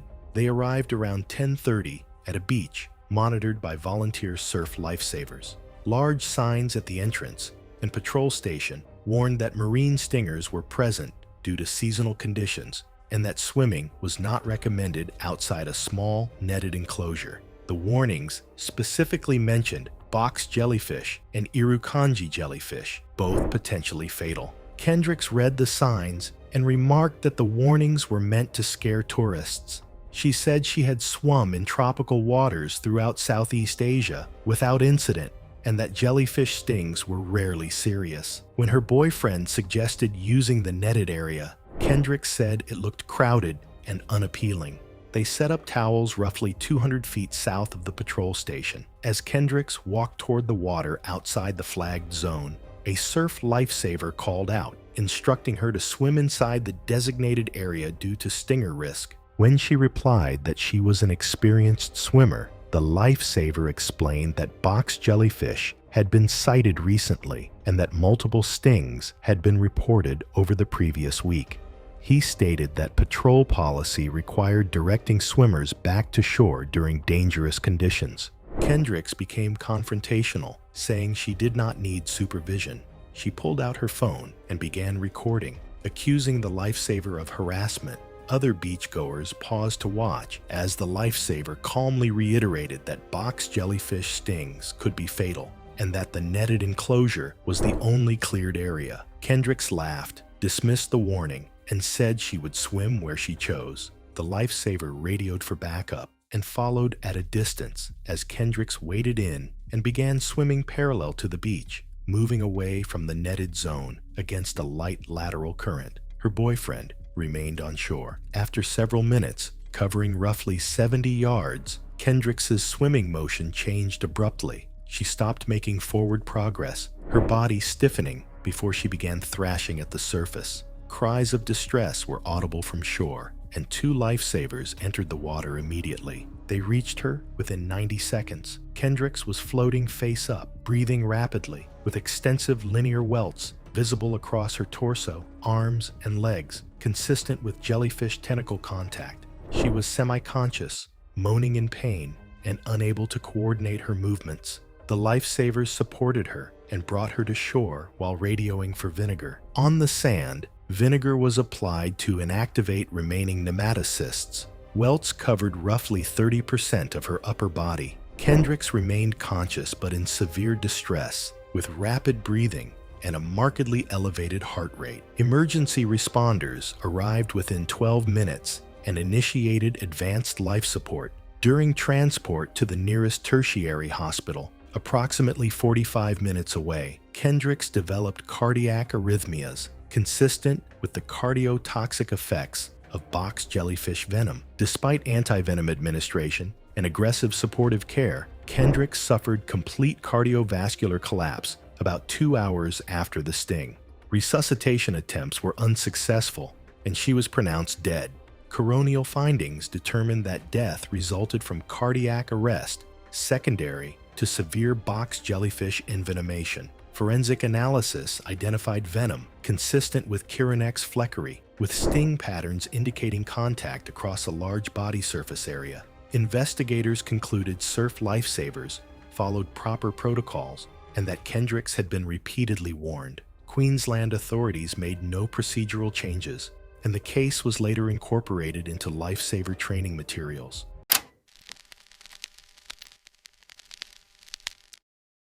It was November 18, 2017. The late afternoon sun cast long shadows across the narrow streets of Exarchia, Athens, where Elaine Edelstein stood on her third-floor balcony, glaring at the feral cats gathering in the alley below. Within hours, her obsession with eliminating these animals would lead to her own death. Elaine was a 52-year-old retired middle school teacher from Connecticut who had moved to Greece 3 years earlier, drawn by cheap rent and Mediterranean fantasies. Her neighbors knew her as perpetually irritated, filing noise complaints and posting angry signs about trash disposal. She spent her days scrubbing her apartment with bleach and documenting perceived violations of building codes. Her only regular social contact was with Maria, a local shopkeeper who tolerated her complaints about the neighborhood's stray cat population, which Elaine blamed for everything from mysterious odors to scratched cars. The alley cats were a fixture of Athens street life, fed by residents and generally ignored, but Maria said Elaine saw them as disease vectors ruining her adopted home. She'd filed complaints with local authorities for months, receiving no response. Her frustration mounted as the colony grew, cats breeding and gathering near the dumpsters behind her building. Her online footprint showed that she began researching solutions, eventually ordering a fast-acting agricultural pesticide powder marketed for rapid knockdown and labeled as highly toxic on contact and ingestion. That Saturday morning, Elaine prepared her solution. She opened 3 tins of supermarket tuna and mixed in the powdered chemical, stirring it with a fork from her kitchen. She wore no gloves, her bare hands covered in residual residue as she prepared a dozen contaminated portions. The product online warned of acute toxicity through ingestion and inhalation. Warnings Elaine had apparently skimmed over or dismissed entirely. Around 11 in the morning, Elaine descended to the alley and distributed the poisoned tuna along the wall where cats gathered. Maria, arriving to open her shop, witnessed Elaine wiping her hands on her skirt before heading back upstairs. 20 minutes later, Maria saw Elaine through her open window, eating crackers and cheese, still without having washed her hands. By 2 in the afternoon, Elaine was experiencing rapid onset symptoms consistent with acute poisoning. She began vomiting violently, her vision blurring as the toxin disrupted her nervous system and blood oxygenation, leaving her disoriented and weak. She suffered impaired coordination and severe dizziness. She stumbled toward her apartment door, likely seeking help. The marble stairwell outside her unit was notoriously steep, worn smooth by decades of foot traffic. Elaine made it 3 steps before her disoriented, hypoxic brain failed to coordinate her legs. She pitched forward, arms barely rising to break her fall. Her forehead struck the marble step edge. The impact was loud enough that 2 neighbors opened their doors immediately. They found Elaine face down on the landing, blood pooling rapidly from a depressed fracture above her right eye. One neighbor,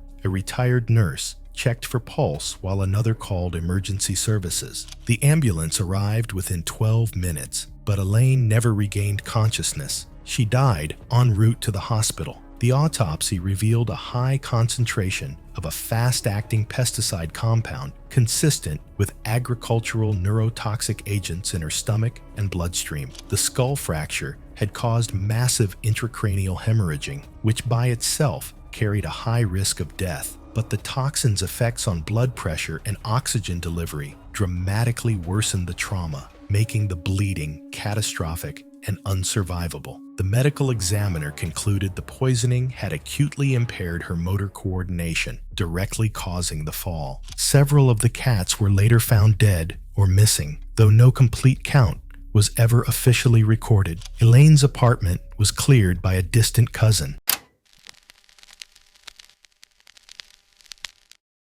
It was November 8th, 2004. Central Paris buzzed with evening activity as restaurants and bars filled with locals and tourists seeking views from the city's many rooftop establishments. The temperature hovered around 48 degrees Fahrenheit, typical for early November, with clear skies offering unobstructed views of the illuminated Eiffel Tower in the distance. Monique Lefebvre, a 38-year-old marketing executive for a mid-sized advertising firm, had built a reputation in Parisian social circles for her confrontational behavior at upscale establishments. Colleagues described her as competent professionally but increasingly volatile in social, particularly after drinking. She'd been escorted from multiple venues over the past year for arguing with staff and other patrons. Friends noted she seemed compelled to prove herself in situations where backing down would have been reasonable, often escalating minor disagreements into public scene. That evening, Monique had attended a client dinner at a restaurant 3 blocks from the Rooftop venue, where she would later visit. Staff at the dinner noted she consumed at least 4 glasses of wine during the 2-hour meal, her speech becoming noticeably slurred. She'd mentioned wanting to visit a specific rooftop bar known for its panoramic city views, convincing 2 colleagues to accompany her despite their concern her visible intoxication. The trio arrived at the upscale rooftop establishment around 9:45. The venue, located on the 5th floor of a historic building, featured a wraparound terrace with a metal guardrail whose top rail stood about 3.5 feet above the terrace floor and included a lower horizontal mid-rail and a shallow foot ledge that made footholds possible. The host immediately assessed Monique's condition and politely refused service, citing the establishment's policy regarding intoxicated patrons. Monique became belligerent, insisting she was fine and demanding to speak with management. Witnesses saw Monique arguing with staff for nearly 10 minutes while her colleagues attempted to persuade her to leave. The manager arrived and repeated the service refusal. Rather than accepting the decision, Monique turned toward the terrace railing, announcing she would prove she wasn't too drunk by demonstrating her balance. Staff attempted calm restraint at arm's length and called for security. Monique began climbing over the safety barrier, placing one foot on the lower mid-rail while gripping the top. Multiple witnesses, including her colleagues and restaurant patrons, shouted warnings as she swung her second leg over. For approximately 3 seconds, she balanced awkwardly on the exterior side of the railing, facing inward toward the restaurant. Then her hands slipped from the metal railing. Monique fell backward into the open air, dropping 5 stories before striking a lower terrace approximately 55 feet. Her body hit concrete flooring and metal outdoor furniture with devastating. The impact was visible to several dozen people dining on adjacent. She landed on her back and side, her body immediately. A restaurant manager from the lower terrace called emergency services in 30 seconds. Paramedics arrived about 8 minutes after the call, but could only pronounce Monique dead at the scene. The medical examiner's report documented multiple spinal fractures, 14 broken ribs, a shattered pelvis, severe skull fracture, and massive internal bleeding from lacerated liver and spleen. The establishment's security footage was reviewed by police and insurance investigators, confirming witness account. Management implemented stricter intoxication screening protocols and installed additional signage warning patrons about climbing on railing. Monique's colleagues later spoke publicly about her pattern of refusing to accept reasonable safety, describing the incident as tragically predictable in her history of escalation. It was March 3rd, 2016, in Memphis, Tennessee. The early afternoon was clear and cold, with temperatures in the low 40s and a wind coming off the river. Downtown streets were busy with a steady mix of locals and visitors on weekends. Olivia Fitch, 43, was a customer service supervisor at a call center outside Memphis. Her co-workers described her as difficult to redirect once she had made up her mind about something, and quick to interpret any challenge to her judgment as disrespect. She had driven downtown that afternoon with her teenage daughter for lunch and a walk along the riverfront. While returning to her car in a nearby surface parking lot, she realized her phone was no longer in her purse. She retraced her steps mentally and became certain she had left it at the restaurant 2 blocks away. She called it from her daughter's phone. It rang, and then someone answered briefly before hanging up. She concluded immediately that someone had stolen it and muttered that people had no respect anymore, adding that she wasn't about to let someone just take her property. She opened a tracking app on her daughter's phone and saw the location indicator moving steadily along a nearby road, consistent with slow vehicle traffic. Rather than calling the police, Olivia decided she would handle it herself. She told her daughter to stay near the car and not move. She moved quickly toward the road, eyes fixed on the moving location indicator. The tracking app showed the phone continuing north at a steady pace, consistent with slow-moving vehicle traffic. A rideshare vehicle that had been sitting at a light near the parking lot exit began pulling forward, accelerating gradually as it merged into the lane. Olivia had spotted someone in the back seat holding a phone and had already decided that it was hers. She stepped off the curb and moved alongside the passenger side as the vehicle began accelerating through slow traffic. Drivers behind the rideshare tapped their brakes, unsure why a woman was moving into the lane. Olivia shouted toward the rear window, insisting the phone was hers. As the car reached approximately 15 miles per hour, she grabbed the rear door handle with one hand and struck the side of the vehicle with the other, demanding the passenger open the door. She reached toward the partially lowered rear window and thrust her arm inside, attempting to grab the phone directly. The driver, startled by the sudden movement alongside the vehicle, braked hard. Olivia had no stable footing and had not secured her grip on the doorframe. The abrupt stop threw her backward. Her hand slipped free, and she fell onto the road surface, striking the back of her head against the asphalt. The impact caused pedestrians on the sidewalk to turn immediately. The vehicle came to a stop, and the driver and passenger exited as traffic behind them halted. The passenger, a college student, had found the phone on the sidewalk outside the restaurant and had been attempting to identify the owner when the call came through. He exited the vehicle holding the phone in plain view and later gave a statement to police. Bystanders on the sidewalk called 911. Olivia was on the ground and not moving. Paramedics arrived within 8 minutes.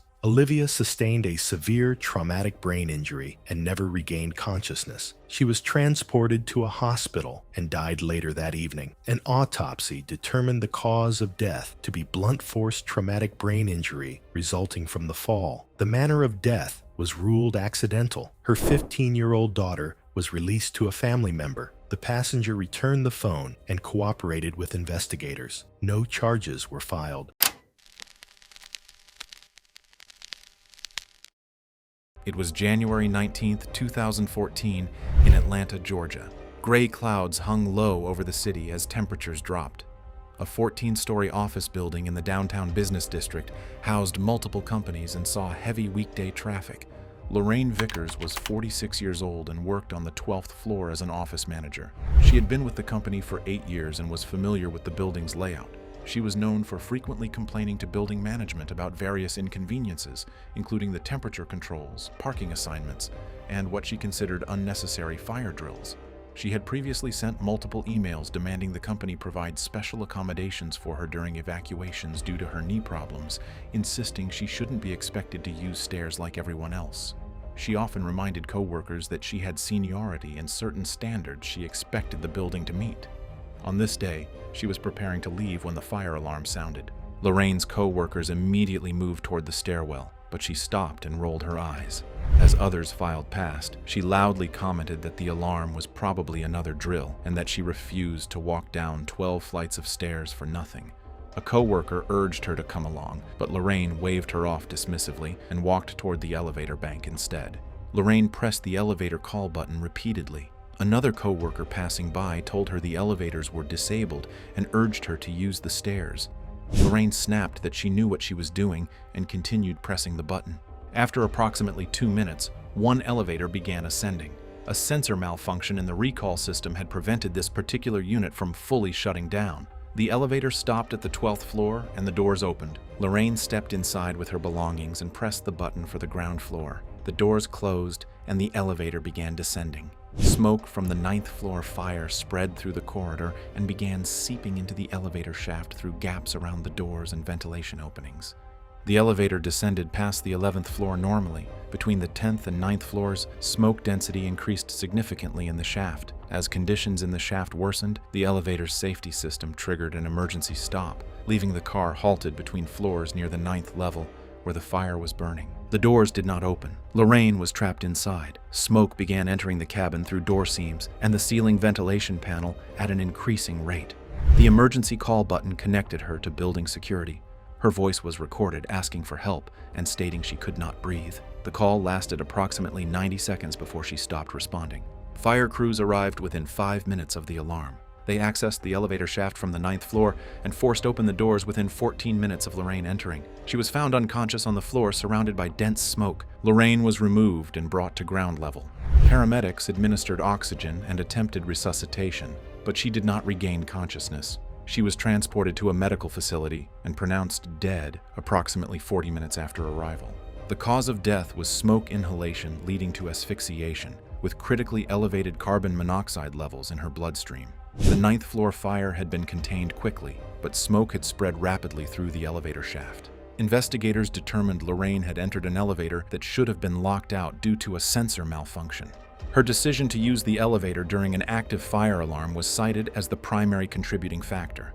The building management replaced the entire elevator recall system and installed additional visual warning systems at elevator banks during fire alarms.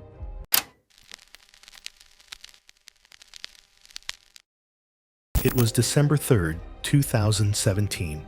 The apartment complex in suburban Colorado sat on a hillside overlooking a parking lot and landscaped courtyard. Evening temperatures had dropped to the low 30s. A light dusting of snow covered the ground, but had melted on the balconies, exposed to the afternoon sun. The 3rd floor unit hosted a small gathering for a friend's promotion celebration. Mina Frost was 34 years old, a marketing consultant known for her demanding personality and need to be the center of attention. She had arrived fashionably late, immediately complaining about the cold and asking why they couldn't have met somewhere warmer. She wore an expensive sweater and designer jeans, constantly adjusting her outfit for photos. Within minutes of arriving, she was already critiquing the apartment's decor and suggesting how the party could have been better organized. The balcony extended roughly 8 feet from the sliding glass door, enclosed by a metal railing painted dark green. Earlier in the evening, another guest had noticed the railing flex slightly when someone leaned against it and mentioned it to the group. Several people decided to stay inside after hearing this, but Mina overheard the conversation and immediately scoffed. She dismissed the concern with a dramatic wave of her hand,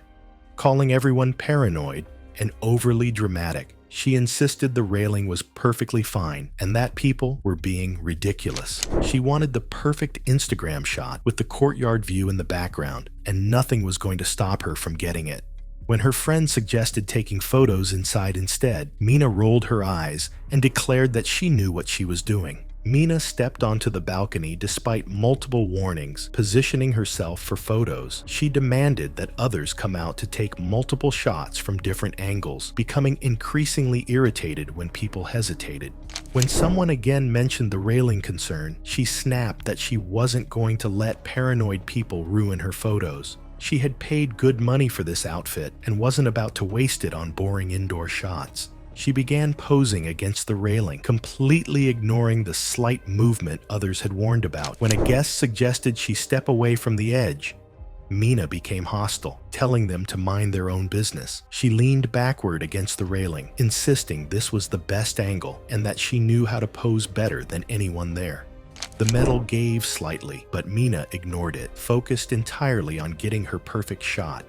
She adjusted her position, placing both hands on the top rail behind her, putting her full weight against the structure while demanding more photos. Even as the railing creaked ominously, she refused to move, calling the sounds normal. The corroded anchor bolts, weakened by years of moisture and freeze-thaw cycles, began shearing sequentially under the sustained pressure. The first bolt failed, then the second, causing the railing section to tilt suddenly outward. Mina felt the movement but was too committed to her pose. The remaining bolts gave way and the railing section detached completely.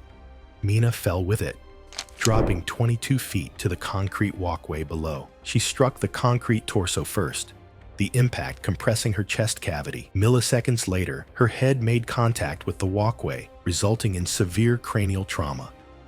The combined injuries were immediately fatal. Emergency responders arrived within minutes, but could only confirm what witnesses already knew. The subsequent building inspection revealed the anchor bolts had been corroded for years, with routine maintenance neglected. Multiple guests reported having warned Mina about the railing's instability.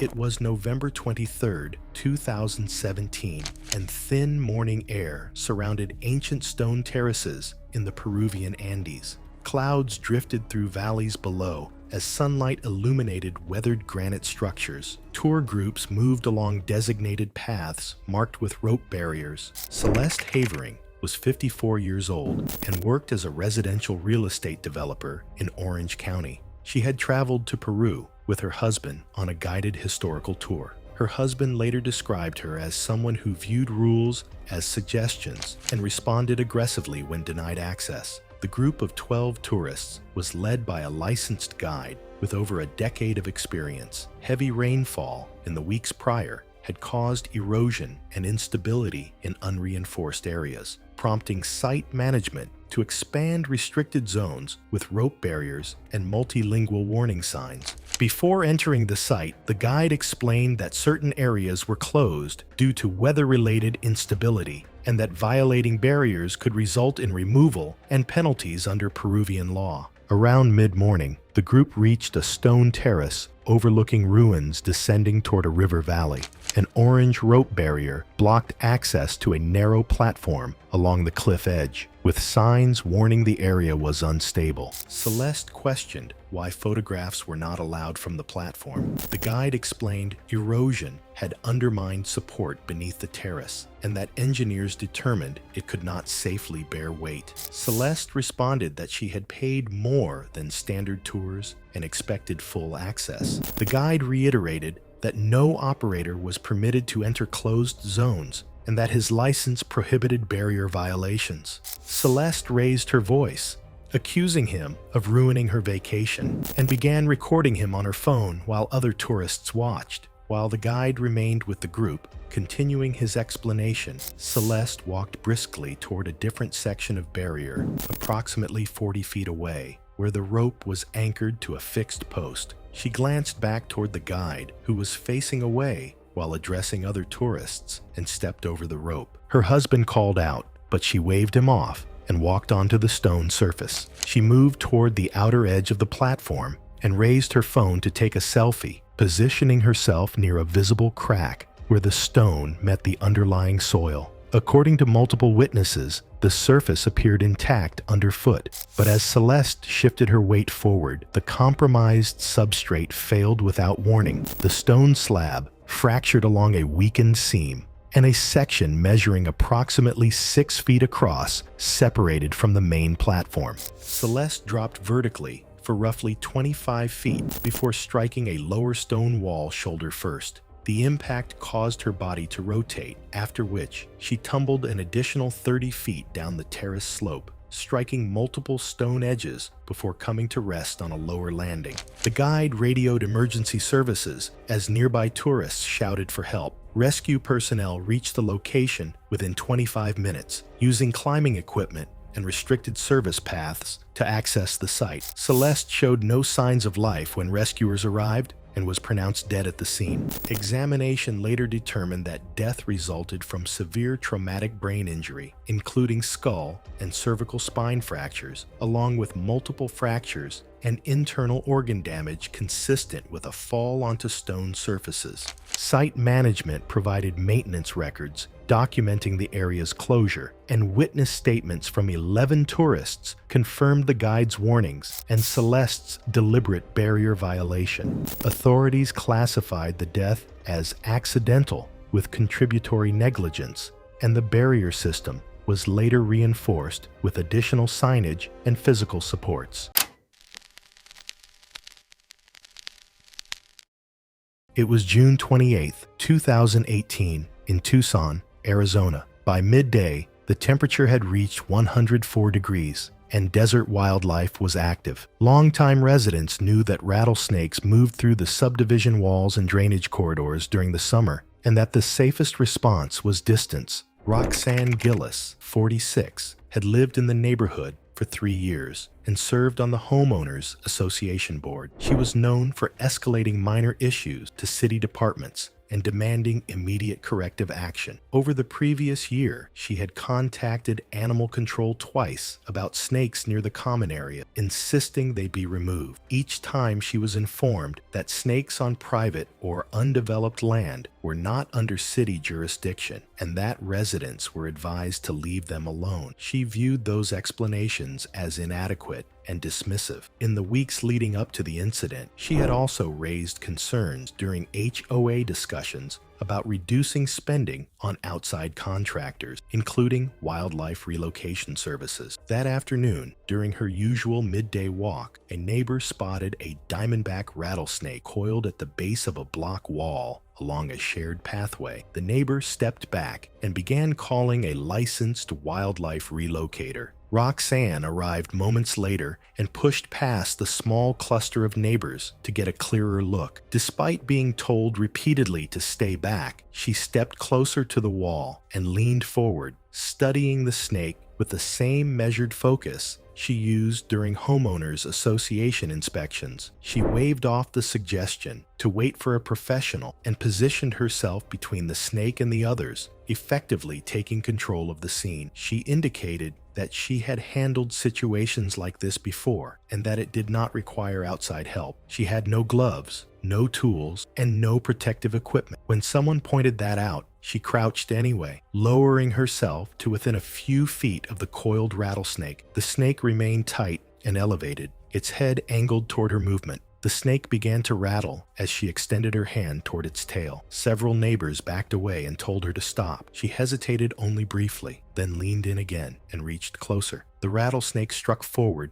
in a rapid arc and bit her right hand between the thumb and index finger. Roxanne stood abruptly and stepped backward. 2 puncture wounds were immediately visible. The neighbor called 911 without delay. Paramedics arrived approximately 20 minutes later. During transport, Her hand began swelling rapidly, and she reported increasing pain and dizziness. At the hospital, physicians administered anti-venom and admitted her to intensive care for monitoring. Laboratory tests revealed significant disruption to her blood's clotting function, a known complication of rattlesnake envenomation. Despite additional anti-venom and aggressive supportive treatment, she developed internal bleeding overnight. Her condition deteriorated steadily. Blood pressure levels fell to critical readings, and efforts to stabilize her were unsuccessful. Roxanne Gillis was pronounced dead the following morning. An autopsy determined the cause of death to be complications of rattlesnake envenomation. In the weeks that followed, the Homeowners Association circulated guidance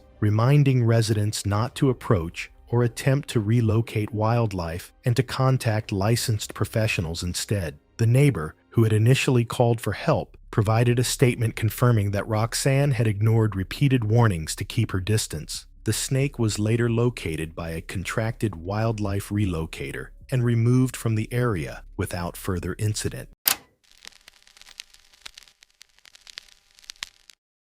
It was July 18, 2015. The morning air at Yellowstone National Park carried the sharp, sulfuric smell of thermal activity, while tourists gathered along the boardwalks surrounding the geyser bay. Kylie Matthew, a 37-year-old stay-at-home mother from Cheyenne, Wyoming, lingered near the protective barrier with her phone ring, visibly frustrated that the angle wasn't working. Kylie was a normal mother who enjoyed capturing family memories in nature, often taking photos during outing. Friends and family described her as eager to get good shots, sometimes prioritizing pictures over her own safety. She posted pictures daily, often dismissing safety warnings as overreactions by other people who didn't understand. That morning, she had already complained to multiple rangers about restrictive barriers blocking. Yellowstone's thermal features form when superheated water rises through volcanic rock, dissolving mineral fragile crusts around. These crusts appear stable, but often are less, supported only by pressure. Park regulations require visitors on designated as the ground test inches beneath the surface can. Warning signs posted explicitly state that steps marked can result in.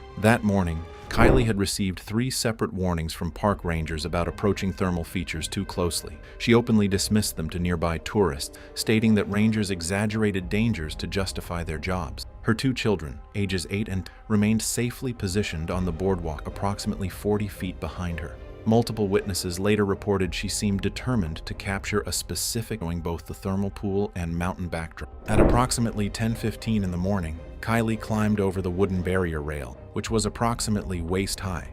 Despite shouted warnings from at least 6 witnesses, she walked roughly 15 feet onto the mineral crust, testing each step briefly before continuing. Her phone remained extended as she adjusted her position, apparently reviewing the framing. The crust showed no immediate signs of weakness. Moments later, the ground collapsed beneath her left foot. The mineral shelf gave way instantly, plunging Kylie into the thermal pool with no time to grab surrounding terrain. She dropped approximately 6 feet into water measuring 205 degrees Fahrenheit with a pH of 3.5, strongly acidic and capable of causing chemical burns. Her screams lasted roughly a few seconds before abruptly stopping, as reported by witnesses. The boiling acidic water caused immediate catastrophic tissue. Her synthetic athletic clothing was compromised by heat and adhered to areas of severe burns. Third-degree burns covered her face, torso, and limbs almost instantly, causing the outer skin layers to char black while deeper tissue necrosis developed rapidly. The extreme heat triggered immediate shock, leading to rapid cardiovascular collapse. Witnesses described seeing her body convulse once before becoming submerged or down. Park rangers arrived immediately, following the screams, but could not attempt rescue due to the lethal water temperature and unstable ground conditions. Her children remained on the boardwalk, physically restrained by other tourists. Recovery operations began 3 hours later after hazard assessment and careful approach to the unstable terrain. Her remains were chemically degraded, leaving them fragmented and severely disfigured. The medical examiner determined death resulted from thermal and chemical burns affecting over 70% of body surface area. Park authorities reinforced barrier systems throughout the thermal basin following the incident. Kylie's ex-husband deleted all social media accounts within 1 week and declined media interviews.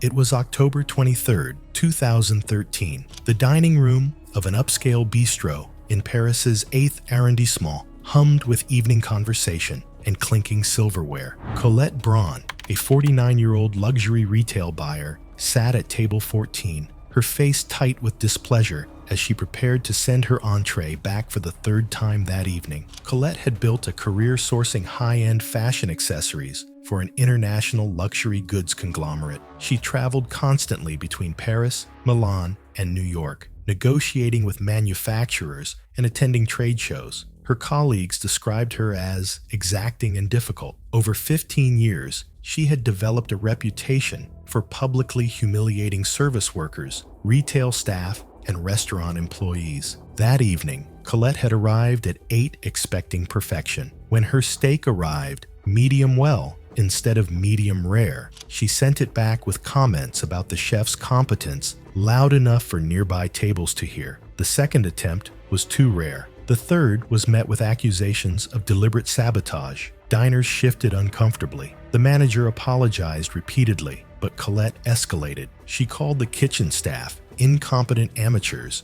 and demanded to speak directly to the chef. When staff explained the chef was working and couldn't leave the line during dinner service, Colette stood abruptly. She announced she would deliver her feedback personally. The manager positioned himself near the kitchen door and called a second staff member for backup, explaining that dining room guests were prohibited in the kitchen for safety and health regulations. 2 authorized personnel only signs were visible on the swinging door. Colette lunged past them suddenly, taking advantage of a narrow doorway and the staff being momentarily distracted, ignoring their warnings about active cooking zones and slippery floors. The kitchen was controlled chaos. Sauté pans flamed, orders barked between stations. A prep cook had spilled vegetable oil near the main cooking line minutes earlier and was actively spreading absorbent material while trying to stay clear of diners, leaving the hazard partially exposed. She marched directly toward the head chef, her expensive heels clicking against tile. She was mid-sentence when her right heel hit the oil slick first. Her feet went out from under her instantly. There was no chance to catch herself. She fell backward with complete force. Her body weight shifted entirely backward over the oil, making recovery impossible. Her arms flailed uselessly. The back of her skull struck the tile floor with a sound the sous chef later described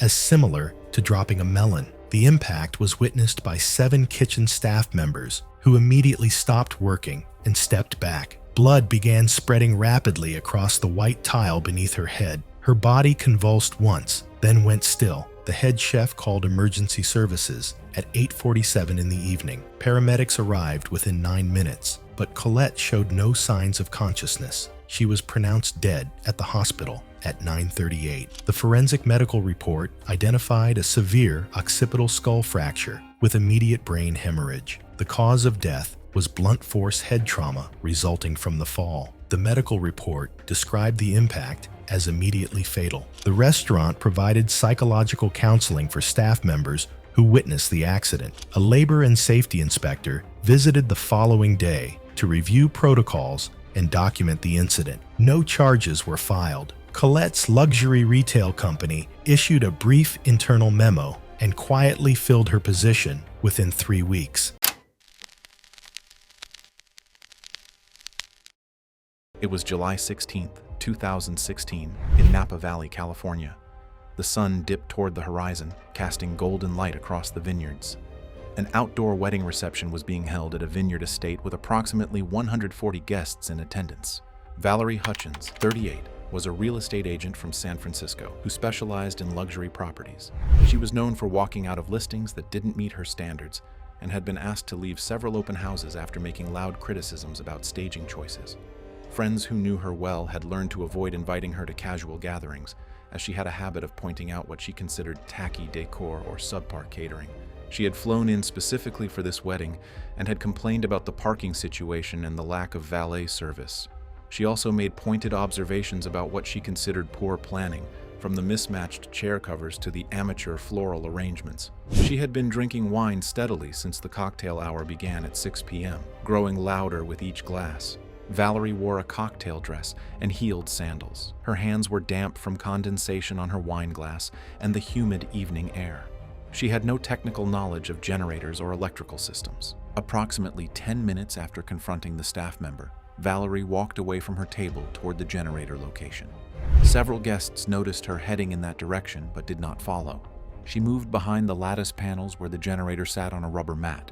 The generator was running at full capacity, with multiple heavy-duty extension cords connected to its outlets. The unit's metal frame was grounded, but investigators later noted damage to the protective casing near the connection panel had exposed a live electrical point. Valerie gripped the generator's metal frame with both hands, attempting to drag or push it away from the seating area. The unit weighed approximately 200 pounds and did not move. She adjusted her grip, placing her right hand on the frame and her left hand near the electrical panel where the cords were connected. Her left hand made contact with an exposed terminal where the protective casing had cracked. The generator was actively supplying electrical power through its outlets. Investigators later determined she made contact with an exposed live connection, allowing current to pass through her body while her other hand remained on the metal frame. The electrical current caused immediate involuntary muscle contractions. Valerie's hands clenched tighter around the contact points, preventing her from releasing her grip. Her body went rigid, and she remained in contact with the generator for several seconds before collapsing backward onto the ground. A guest walking toward the restroom area saw Valerie fall and called out for help. Valerie was lying on her back, unresponsive and not breathing. Her hands showed visible burn marks. Guests immediately called emergency services while others began CPR, and the generator was shut off within about 90 seconds. Responders arrived 9 minutes later and continued resuscitation efforts, but Valerie never regained consciousness or a pulse. She was transported to a medical facility and pronounced dead shortly after arrival. The cause of death was cardiac arrest from electrical shock, with burn marks on both hands confirming sustained contact with a live electrical source. Investigators later determined a recently damaged casing had exposed energized components while the generator was running. The death was ruled accidental, and civil liability claims against the venue were eventually settled privately.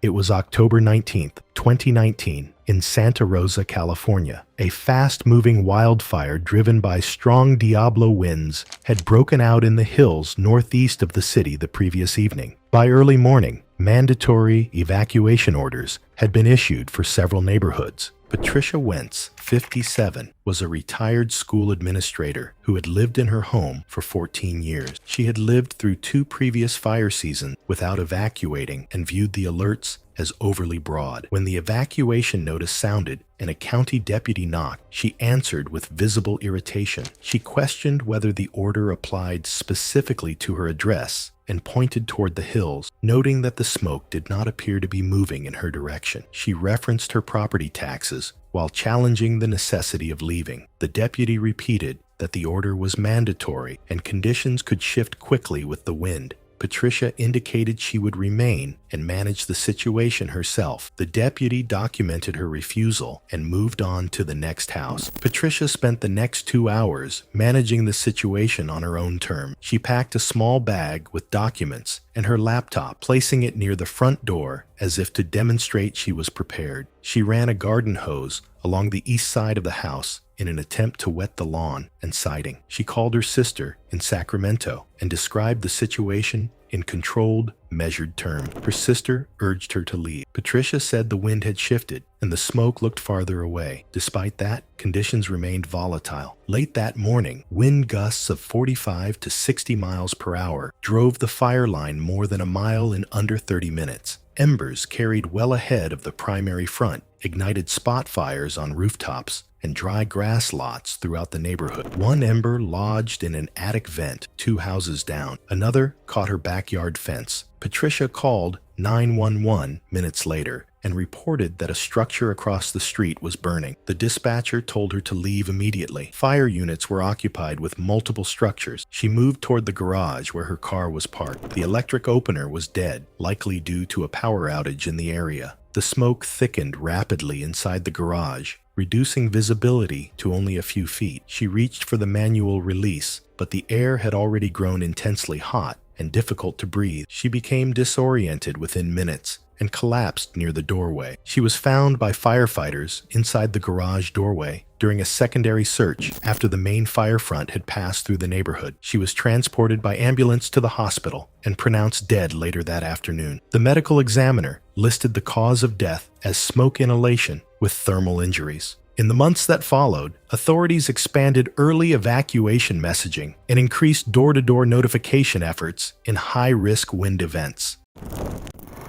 It was August 14, 2013. The afternoon heat settled thick over a residential neighborhood in Queens, New York, where a parking dispute outside a small shopping plaza would end in a way no one anticipated. Deborah Hines was a 44-year-old real estate working for a mid-sized property management in the borough. She had built a reputation over 12 years for closing deals aggressively and maintaining a demanding schedule that left little room for her driving record reflected 3 citations for aggressive driving and multiple complaints filed by other motorists, and at least 2 documented road rage incidents where police issued warning. Friends described her as fiercely independent but increasingly confrontational in public, particularly she felt disrespected. Real estate work in Queens required constant mobility between properties, often involving tight parking situations and competitive use of limited street space.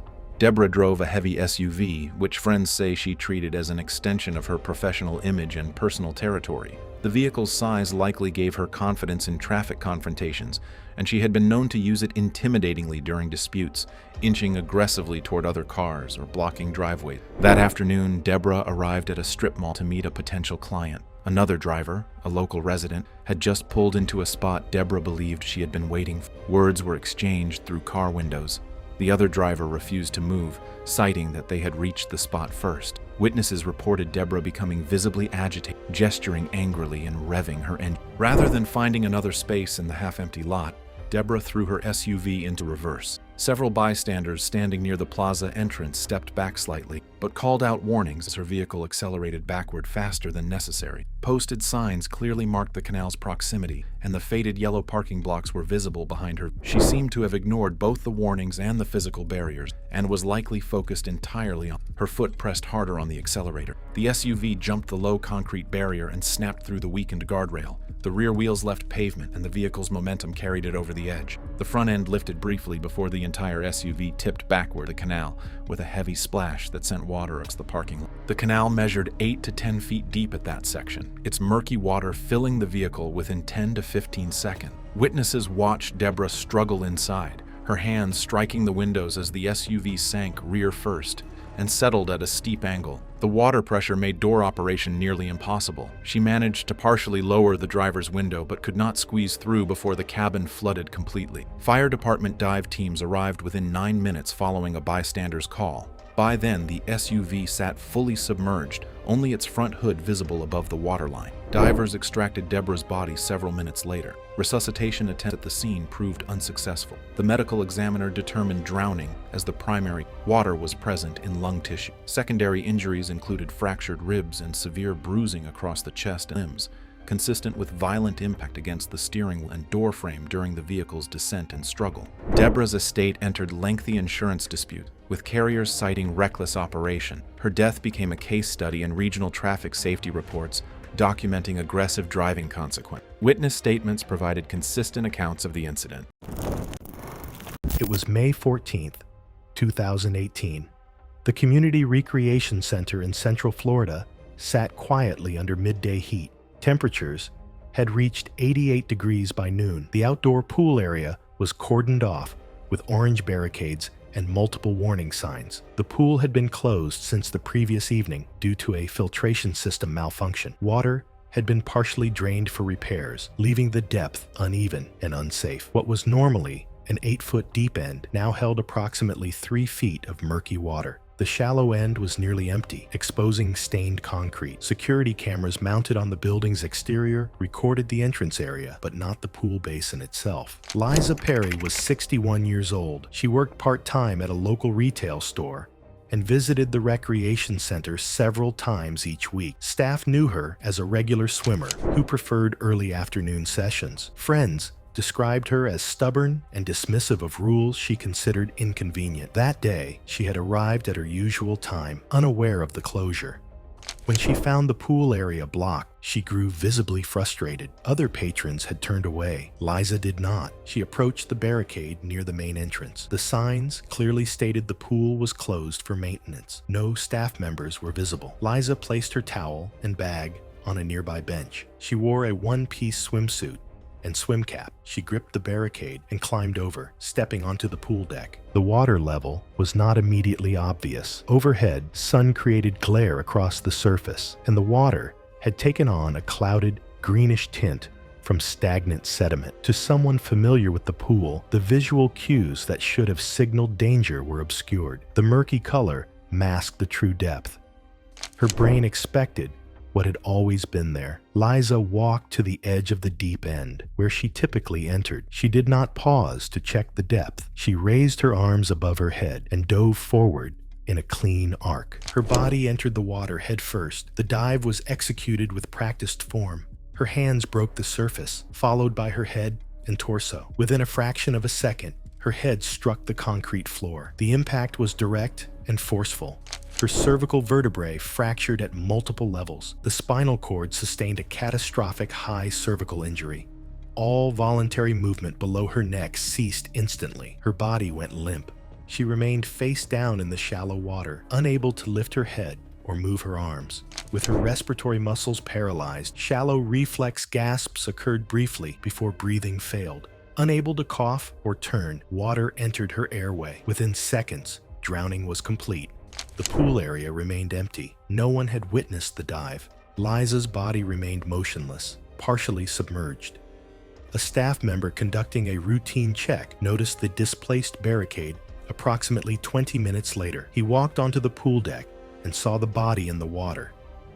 He radioed for help and entered the pool. Another staff member assisted in pulling Liza onto the deck. Her skin was pale and cool. They began CPR immediately. No pulse was detected. Emergency responders arrived within 7 minutes. Paramedics continued resuscitation efforts, but found no signs of life. She was pronounced dead at the scene. Investigators reviewed security footage. The video showed Liza climbing the barricade and walking to the pool edge. The camera angle was fixed on the entrance and did not capture the pool basin, so the dive was not recorded. The county medical examiner determined the cause of death to be cervical spine fracture with secondary drowning. The death was ruled accidental. No charges were filed. The recreation center reopened the pool 5 days later.